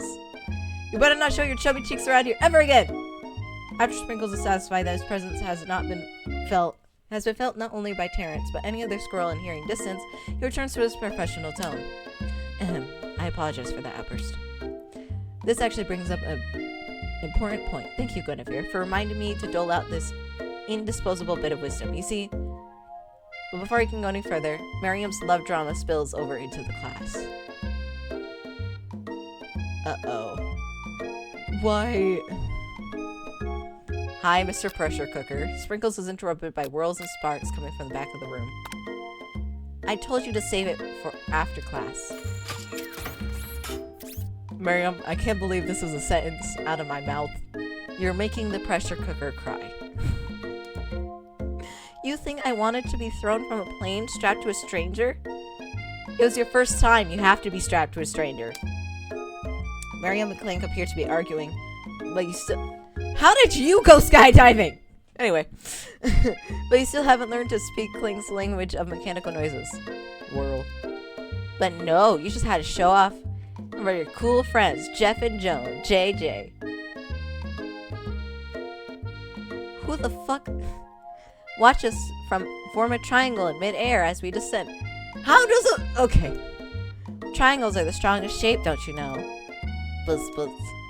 Yeah, well, that doesn't make it a great date. Oh, beep whirl. Then take Jeff and Joan with you. You can hold hands as you pedal down the mountain or off a cliff for all I care. Damn! Miriam! Sad beep. Clank begins to shudder. Steam pours out from the gaps in his panels, and then a loud ding stops him in his tracks. Oh. Beep, it's you broke the pressure cooker! No amount of seasoning is gonna make me want to eat that, Clank.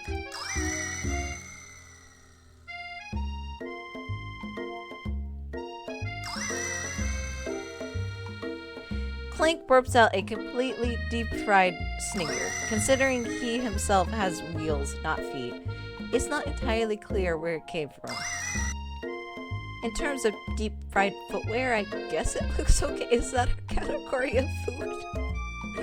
Clank slowly rolls out of the room to be alone with the shoe. Everyone tries to pretend like they didn't see that entire thing go down.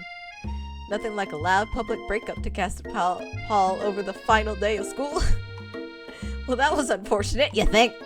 Well, we mustn't be distracted from what lies ahead. The final competition showdown challenge exam.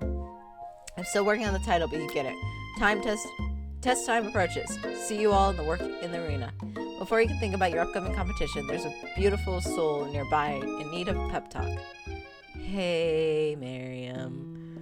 Are you okay? I know you just broke up with a literal pressure cooker, but you know, that could be damaging on the soul. But maybe this is for the best. Okay, I'm so mad I could smash a tiny mug, spilling several droplets of hot cocoa all over the floor.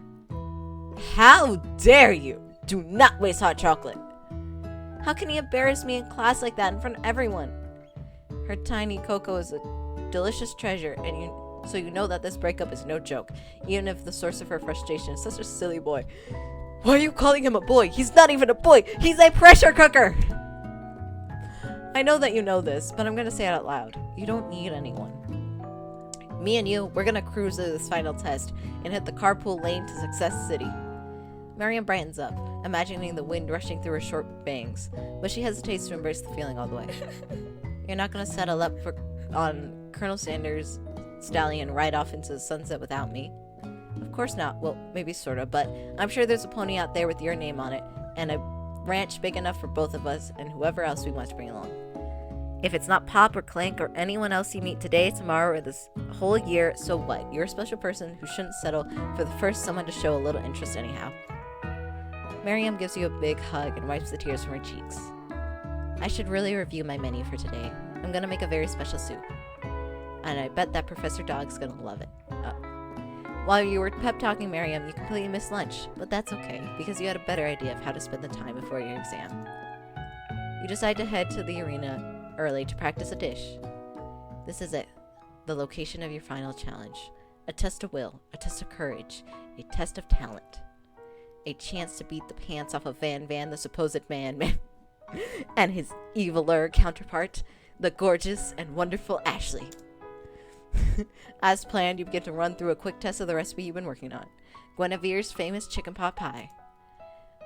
After practicing for months, making this dish becomes second nature to you, and you're able to quickly get a fresh pot pie in the oven. But as soon as you do... Where are the cherry blossoms coming from? At least out in the quad, it's like, okay, that makes sense. At least in the classroom, you could... windows open, you know. Where? Your cram session is interrupted by Colonel Sanders. Guinevere, what are you doing here? There's still time before the final exam. Oh, just taking it all in. I'm big into visualizing success. I'm looking at my station and picturing victory. The pot pie has begun to bake, and the smell is slowly filling the space around you. Visualizing, huh? That's too bad. I was hoping you were cooking something delicious.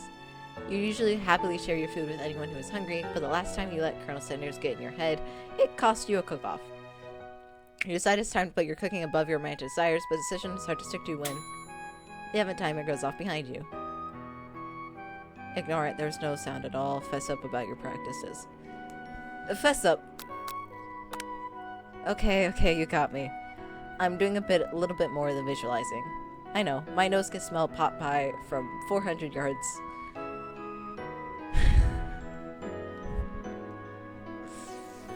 Why am I here? Just to suffer. It's oddly specific distance, but you expect nothing less from such an oddly specific man. No. You knew it was a pot pie just from the smell? Yes? Pot pie has a very specific smell. Yes? Not just a pot pie, but a chicken pot pie with an all-butter crust. And my nose is telling me something else. Oh no, is it burning? No. I can smell that it was made with a heaping helping of TLC. But it'll probably start burning any second if you don't pull it out. That's so true. The moment of truth.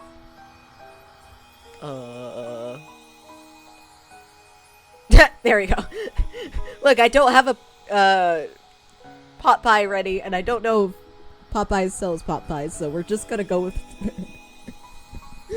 let me look that up, actually, while we admire the beautiful chicken. Oh, or not. Hold on.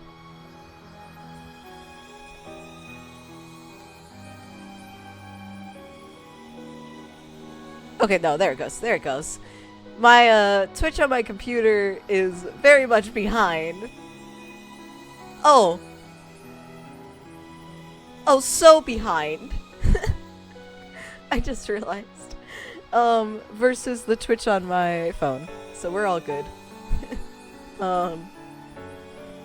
Popeyes hot Popeye? Do they have Popeye? I don't know. I've never. My usual order from Popeyes is their mashed potatoes and gravy, a biscuit, and drumsticks. So I have no idea.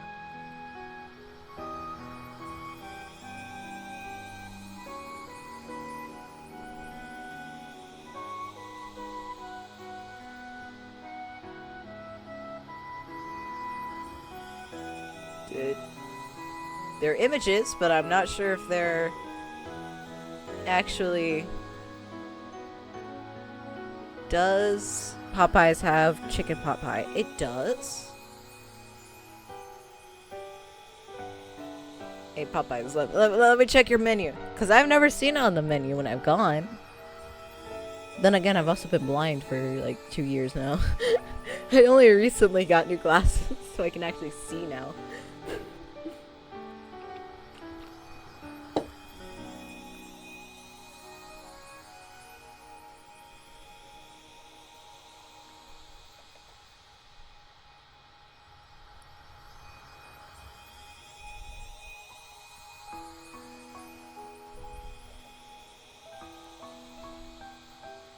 Right.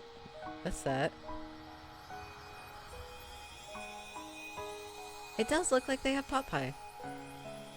Huh. That makes sense. Now I have to find an actual picture of chicken pot pie. At least it looks like it from the pictures.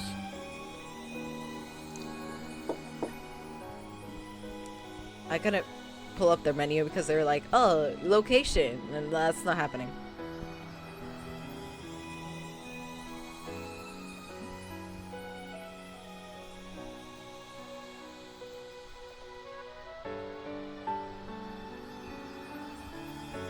It could be that they used to have pot pie and they don't anymore.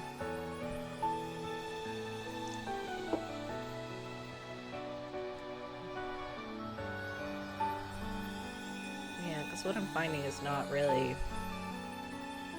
Popeyes.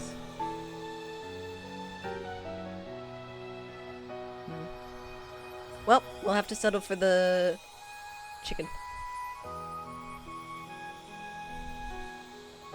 That's it. This is what I made. Wow. This is the weirdest, but the best. It's the best pot pie I've ever tasted. I always loved country cooking and I could eat this all day. There's no time left. The final showdown. It's about to begin. Sprinkles lays down the ground rules. There are no rules, except to cook with everything you've got. You step up for the cook-off of a lifetime. You decide that the mac and cheese, called that, plus the pot pie you've been practicing are just the dishes that will put you over the edge to victory. Meanwhile, both Batman and Ashley are prepping wildly around the dishes per their usual over-the-top selves.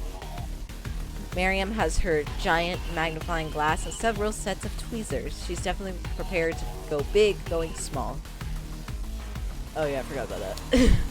Colonel Sanders seems to be harnessing his 11 herbs and spices. But he's trying to find a way to improve on something perfect. His original recipe... right, fried chicken. The intensity of the room starts at a full 10 out of 10 with a frenzy of action. Everyone's calling out really cool special cooking moves as they prepare their food. Wow, this is getting serious. Colonel Sanders butters his chicken as it levitates through the air. Excuse me? What is the magic? What the fuck? Egg wash. Miriam fiercely injects ingredients into an itty bitty pot of broth. Best friend faster.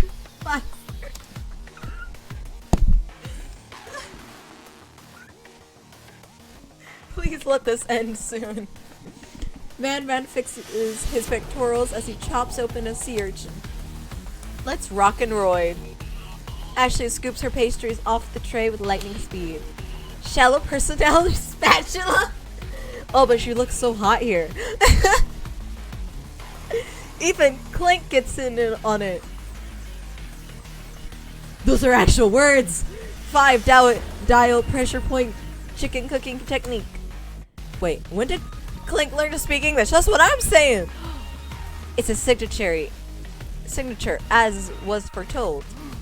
We mustn't let that happen, or the appliance uprising will take us all! Self-destruct. Man quickly unplugs Clink and rolls him out the back door of the arena. You practically prepare your dish. You notice Ashley has her spellbook out. Is she going to use some dark magic to turn the tide? You've got a book of your own, and you're desperate not to see her win another battle. Should you take the opportunity to fight magic with magic, even if it's most certainly evil magic? Do it the hard way. Who needs magic when you got passion? I'm going to do it the hard way. Colonel Sanders sees that you've chosen to win over your own terms, and it gives you a subtle wink from across the room. Oh, god damn it. I believe in you, Guinevere. Miriam knows this too. And I've always believed in you, Guinevere, since we were little kids, because I'm your best friend forever. Work on your own food. You turn to notice that Miriam is at your station, cheering for you. Miriam, what's your dish? If you're here cheering, who is cooking? Tiny food, short cook time. Actually already done, so I thought I'd help you. Oh, that's very sweet, but... Miriam tosses a handful of spices directly into your boiling noodles. It's the secret ingredient. However, she doesn't know that you lied and the ingredient was made up. And where in the world did she get Eye of Newt from? Shit. The boiling pot explodes, sending Miriam flying backwards. The watery noodles begin to swirl in the air, bubbling in a dark cloud that thickens and congeals before your very eyes. It is I, Steve, the sport monster. I thought your name was Borko. Steve, wait, what happened to Borko? You're not here to battle me, are you? That's what I'm saying! We spark monsters are many. I think Borko had the day off, but you have conjured Steve, and I hate to battle, so I'd say you're doing pretty alright. Oh, hey, you're in the middle of a cooking competition? I love this stuff. It's better than TV. You crazy kids and your culinary skills really impress me. Mind if I hang out? I'm sorry, Steve, but I'm kind of in the middle of something. Do you mind? Steve, the spark monster knows that you've got the Guimara stashed beneath your cooking station. I see where you're up to. Crisscross some magical items and accidentally summon me, huh? Yeah, you guessed it, sorta. If you're here, do you mind tossing some fresh noodles into the pot of salted water? I'd love to. I always wanted to be a top chef, actually. You know, when I was a little spork pup back in the old country, you can feel the spork monster winding up to tell a very long about story. You don't know exactly where they come from, but it seems like it was probably lonely there. Actually, you know what? Maybe you should watch from the stands. I really need to focus on this competition. I understand. It's kind of like that time in monster school where I'd fallen asleep during scare tactics class, and when I woke up, you toss a serious stare at Steven and takes the hymn. Never mind, I'll tell you later. Good luck. We made a friend! Having this huge setback, you don't know how you could ever recover. You could ever win. You summon extra power from deep within yourself. Not the Guimar, right? I could do this. I have what it takes. I came here to win. Your hair turns mac and cheese orange as the culinary... No, absolutely not. Flows through your body. My heart is pure, my hands are steady, my taste buds are preparing their entire lives for... Yes, Guinevere, you are the chosen one. You will avenge me. My man! My true love interest has reappeared!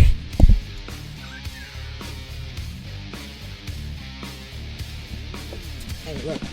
I love this kid so much, even if he's dead. The power you've been summoning immediately fades back out. You interrupted my inspiring monologue. Sorry. My heart is pure, my hands are steady, my taste buds are preparing their whole life. I will show the world my cookery. You begin to levitate off the ground. Energy curses through your body. You know that with this power you can do anything. Like leave. Except turn back time, which would be super useful because you were powering up your chicken pot pie overcooked in the oven and can't be served. But don't worry, dear Guinevere. You have suffered some setbacks, but not all is lost. Impressed by your fortitude, Colonel Sanders decides that you've earned his support. I've been watching you today, and I must say I'm truly impressed. You've been thinking on your feet, rolling with the punches. He steps up to your station and stands right beside you. I'm here to help. You've managed to make his mac and cheese, and time is almost up, so you're going to need it. But Colonel Sanders, what about the test? What will happen to you? What about the rules? Following the rules has never been my thing. I follow my heart. What a guy. Fuck off! Colonel Sanders unfolds a delicate white towel to reveal the most delicious fried chicken tenders you've ever laid eyes on. And besides, sometimes unexpected combinations can have surprising effects that surpass their individual efforts. Are you suggesting, if we combine forces, we can form perfect feud union? Time's up, students. With time expired, the moment everyone has been waiting for. You must prepare to present your dishes. A handful of students stand tall, but the class seems incomplete. It seems we're missing some students. Pop? Clink? From off-screen, you hear a pure, innocent giggle that can only come from one student. Hee hee, I'm flying. That sounds like it's coming from the broom closet over there. Pop, what did you do? What did you get yourself into? Has Pop even cooked yet? Like, actually cooked? Why is he in this class? Miriam, do you mind? Inside the closet, you see Pop hanging on a broom hook by the elastic of his underpants. Pop, get down from there right now. Let me guess, did Van have something to do with this? When someone asks for a wedgie, who am I to refuse? Yeah, that sounds about right. I thought a wedgie was a salad. It looks like Pop is eliminated from the challenge, seeing how he didn't cook anything. I can't feel my legs. May I be excused? Sure. You kids and your pranks. I must say it's not the worst prank in UCSAL history, but it's not exactly yearbook material. Wait a second. Pranks. Clink! Where did that pressure cooker roll off to? You wait to hear the signature whirl, beep, or other onomatopoeia, but there is none. Somehow he must have gotten unplugged, I guess. We'll have to figure that out later. Yeah, what? I wonder who did that one. That leaves only 4 remaining students. Please collect your final projects. Yes, it has been a long semester. You're telling me, bud. Wow, 3 whole days long. Motherfucker, it's been 2 hours. It's been long, shut up. But after days of hard work, the time has come for me to eat. Miriam, please step forward. Please, describe your dish. I made. It's so cute! Oh, I love it. Tender udon noodles and savory soup. Oh, I want it. My word, it's so delicate. Is that a teeny tiny narutomaki I see afloat in this itsy bitsy bowl? Yes, chef. Please call me Sprinkles. Chef is my father's name. Yes, Sprinkles. And green tea made from baby tea leaves that I picked myself. Sprinkles carefully sniffs around the dish before opening his mouth and letting just the tip of his pink dog tongue dip into the bowl. Sublime. Would anyone else like a taste? It's too fucking tiny. Oh, come on. I'm not one of those dogs who don't floss. I even have a really cute electric toothbrush for dogs. Fine. I'll enjoy it. All by myself. We can't taste it. It's tiny. In a flash, the entire meal has been devoured. Not that it took much. It was less than a thimble's worth of soup, but that's impressive. A+. Rarely do I taste a dish with as much love poured into it as yours. Miriam is overjoyed. She gives you a huge hug. Thank you, Guinevere, for helping me believe in myself. Van, you're up. What'd you make? Now describe your dish. I made. Oh, hell, that actually looks cool. God damn it. That looks cool as hell. Uni over smooth egg custard in a axe.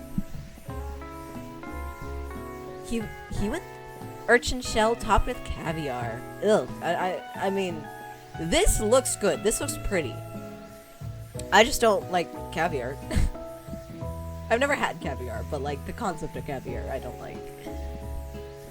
Which also sounds weird. I don't like the idea of eating fish eggs. That sounds better. Did you skewer one type of urchin with spines, form a second, differently colored type of urchin? What? Yes, Sprinkles. A bit much, don't you think? That's exactly why I did it. A bitch munch is kinda my brand. Doesn't it look cool? Oh, Van. I still don't know how to feel about you. Sprinkles leans in to sniff the uni, but he can't get his nose close on the account of all the spikes. He begins to paw at it erratically, causing the custard to slosh around. Woof, woof, woof. Please be gentle with my cuisine. Grrr. Finally, Sprinkles goes all in, tongue first, but he can't get past all the needles. He reels back as his tongue is poked and prodded. Youch, my tongue. The The professor appears to be having an allergic reaction to the sting. I can't eat this. It keeps poking my tongue. Disqualified.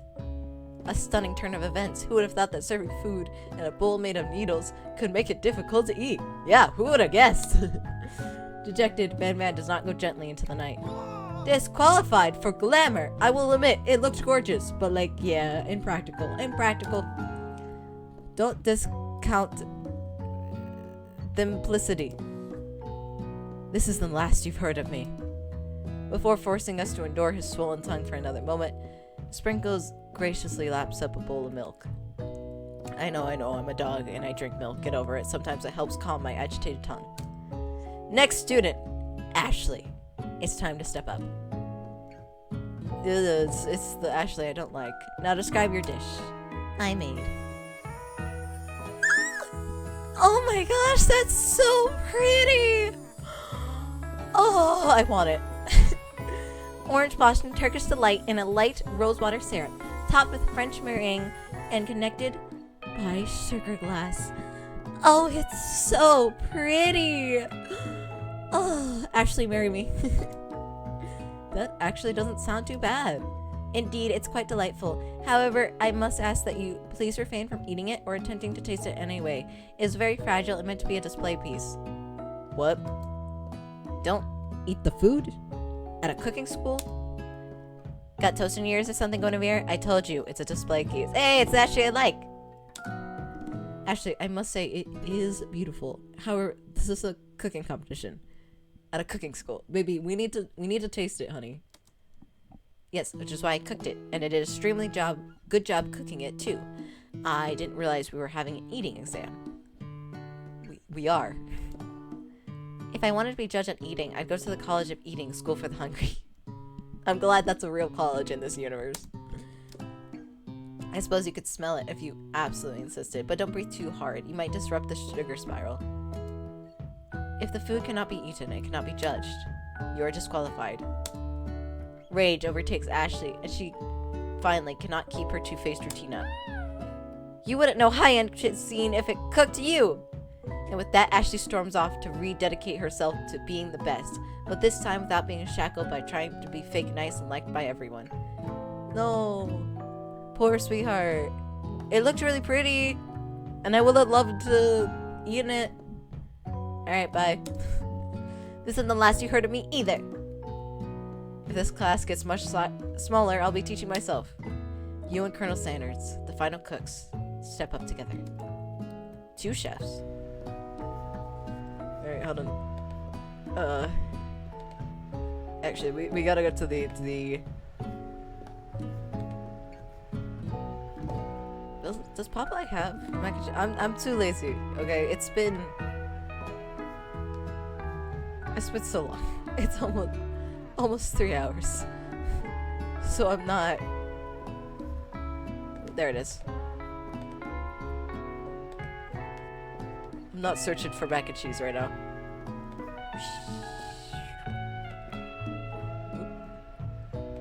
So we have beautiful Popeyes mashed potatoes. Delicious mashed potatoes. Has become something else. Wait.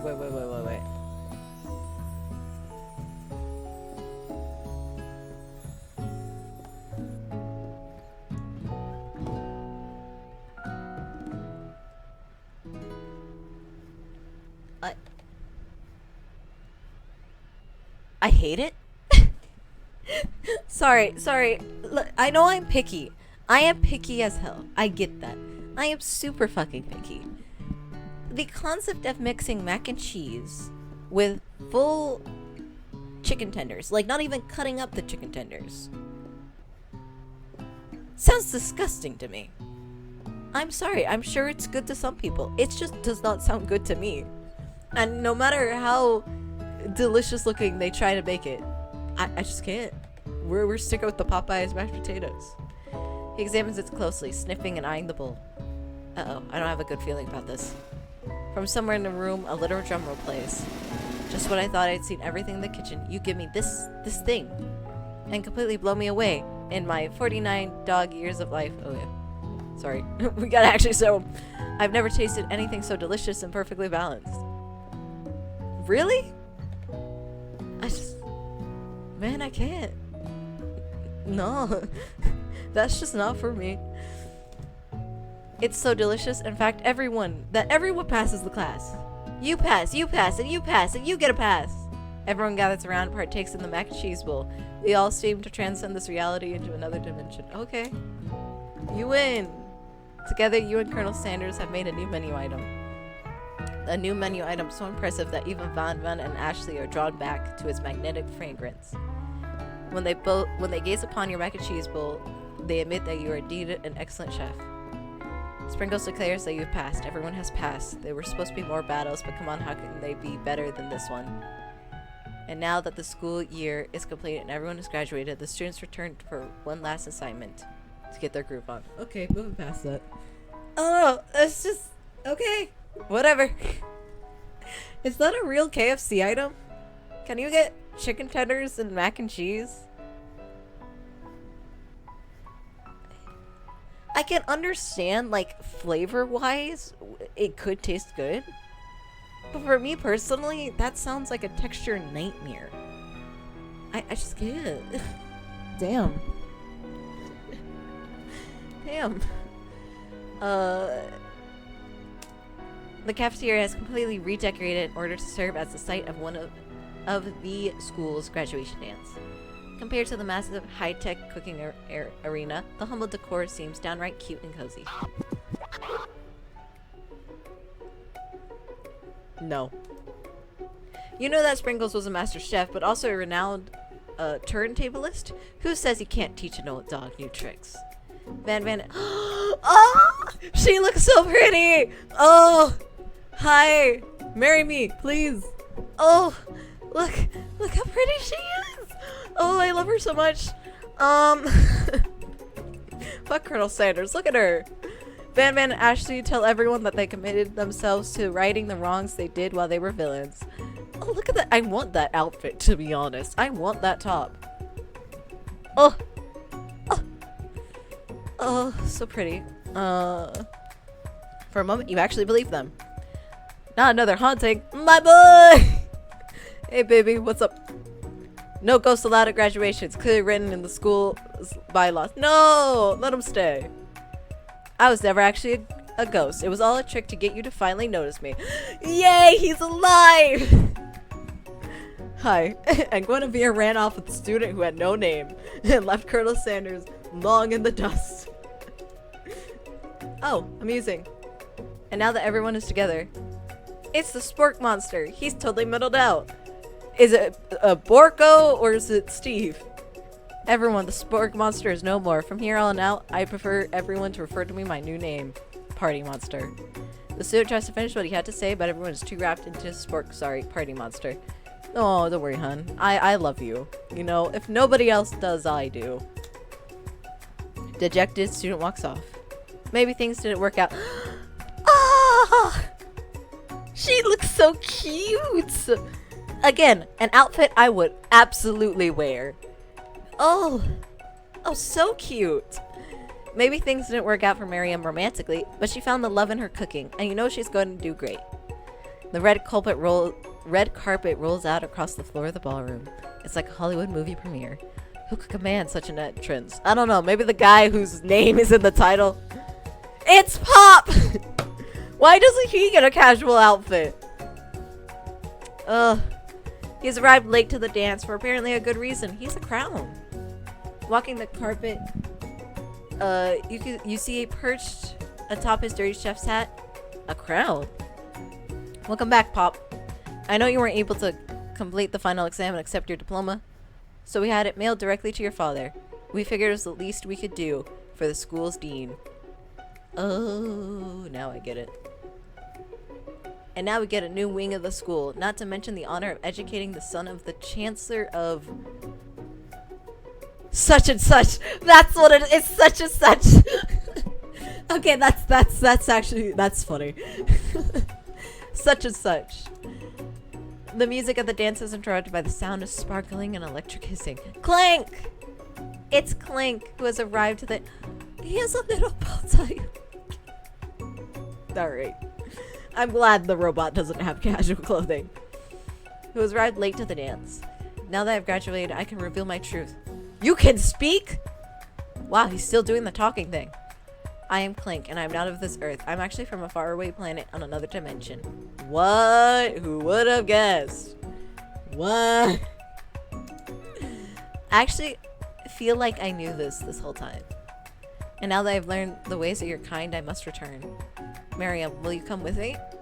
Hey, baby girl, you going? I don't know what to say. Besides, no, obviously. Oh. I've just begun to learn who I really am.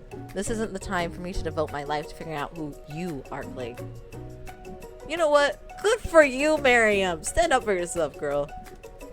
We're blown away by Miriam's maturity. It's pretty clear that she's managed to surpass you in that regard.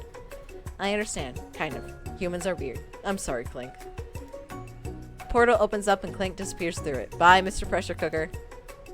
Ah, there it is. That's the entrance. Bring in the cherry blossoms that are coming in the closed room.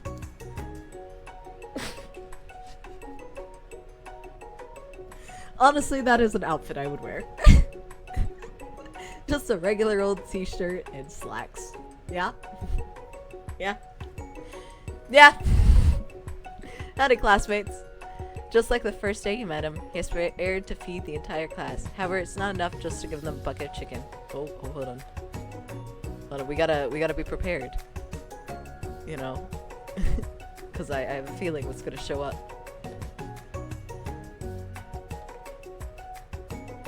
So let's make sure that we, you know, center this so we can be prepared at any moment.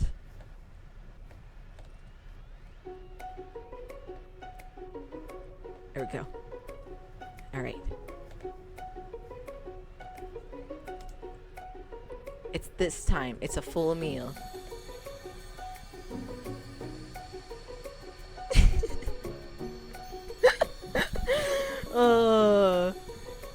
Yep. Look at that beautiful meal, Chad, from Popeyes. I didn't get to be the most famous chicken man in history of chicken and man by not reminding people to go out and buy my chicken. Exactly. Get your... How much is Popeyes?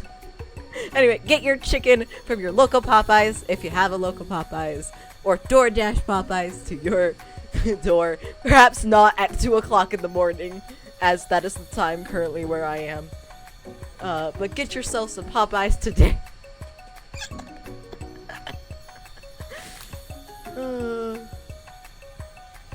And now we just got a the end question mark. No, it's not the end. As everyone feasts on their delicious chicken dinner, Colonel Sanders finds you sitting at the edge of the dance floor. Guinevere, what are you doing sitting all alone? Trying to hide away from everything. Oh, you know, just waiting for the right person to ask me to dance. Fuck off.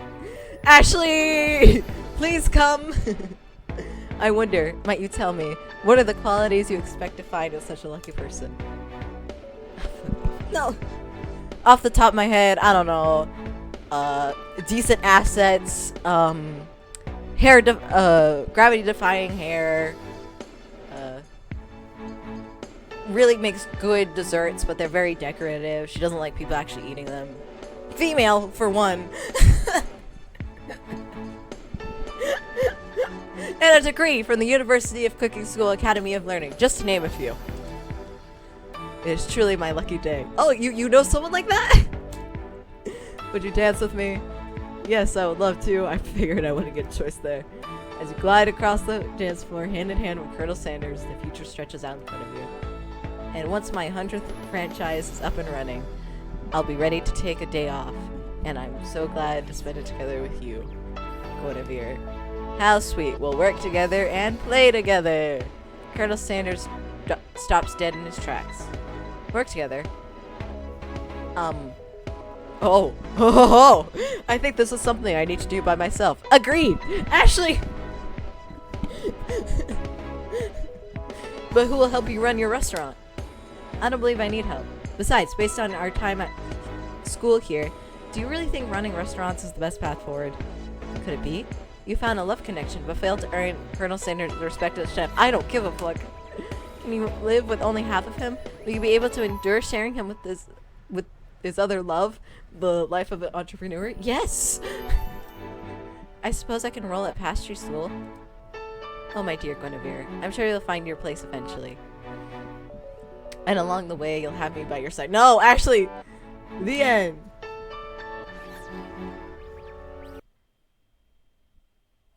Oh my god, no, no, no, no, no, no!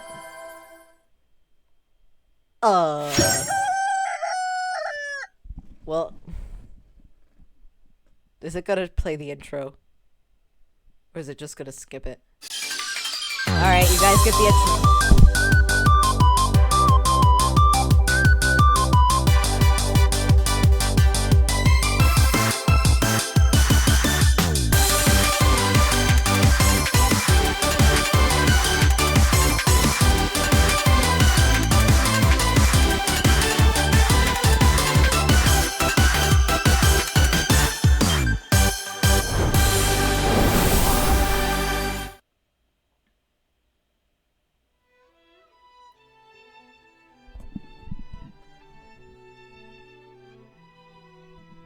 And with that, we have completed I Love You, Colonel Sanders, a finger-looking good dating simulator.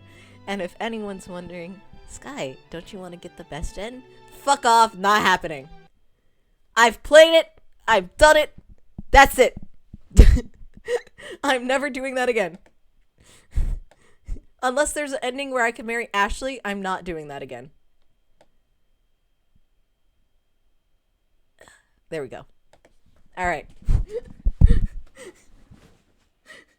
I have completed the moment this stream ends, I'm going and uninstalling the game. Never. Well, there you go. I can officially declare myself the king of visual novels, having played the only visual novel a lot of people know about, because of how stupid it is. And I will give them props. It is a good game. Because I don't know, it's pretty. It's got a fever dream of a storyline, but and the OST is good. The mini games were okay. I mean, they were good too, if we're honest with ourselves. But yeah, it's a decent game. Okay, I just don't like KFC. That's quite literally all there is, and I'm so glad I got it done in one stream, because yay, we're done. So go eat Popeyes. Can I get a discount from Popeyes, please? I've Sky, you're selling out. I know. To a company that's not even sponsoring me. This is hilarious. But yes, we are done with that. We're all good.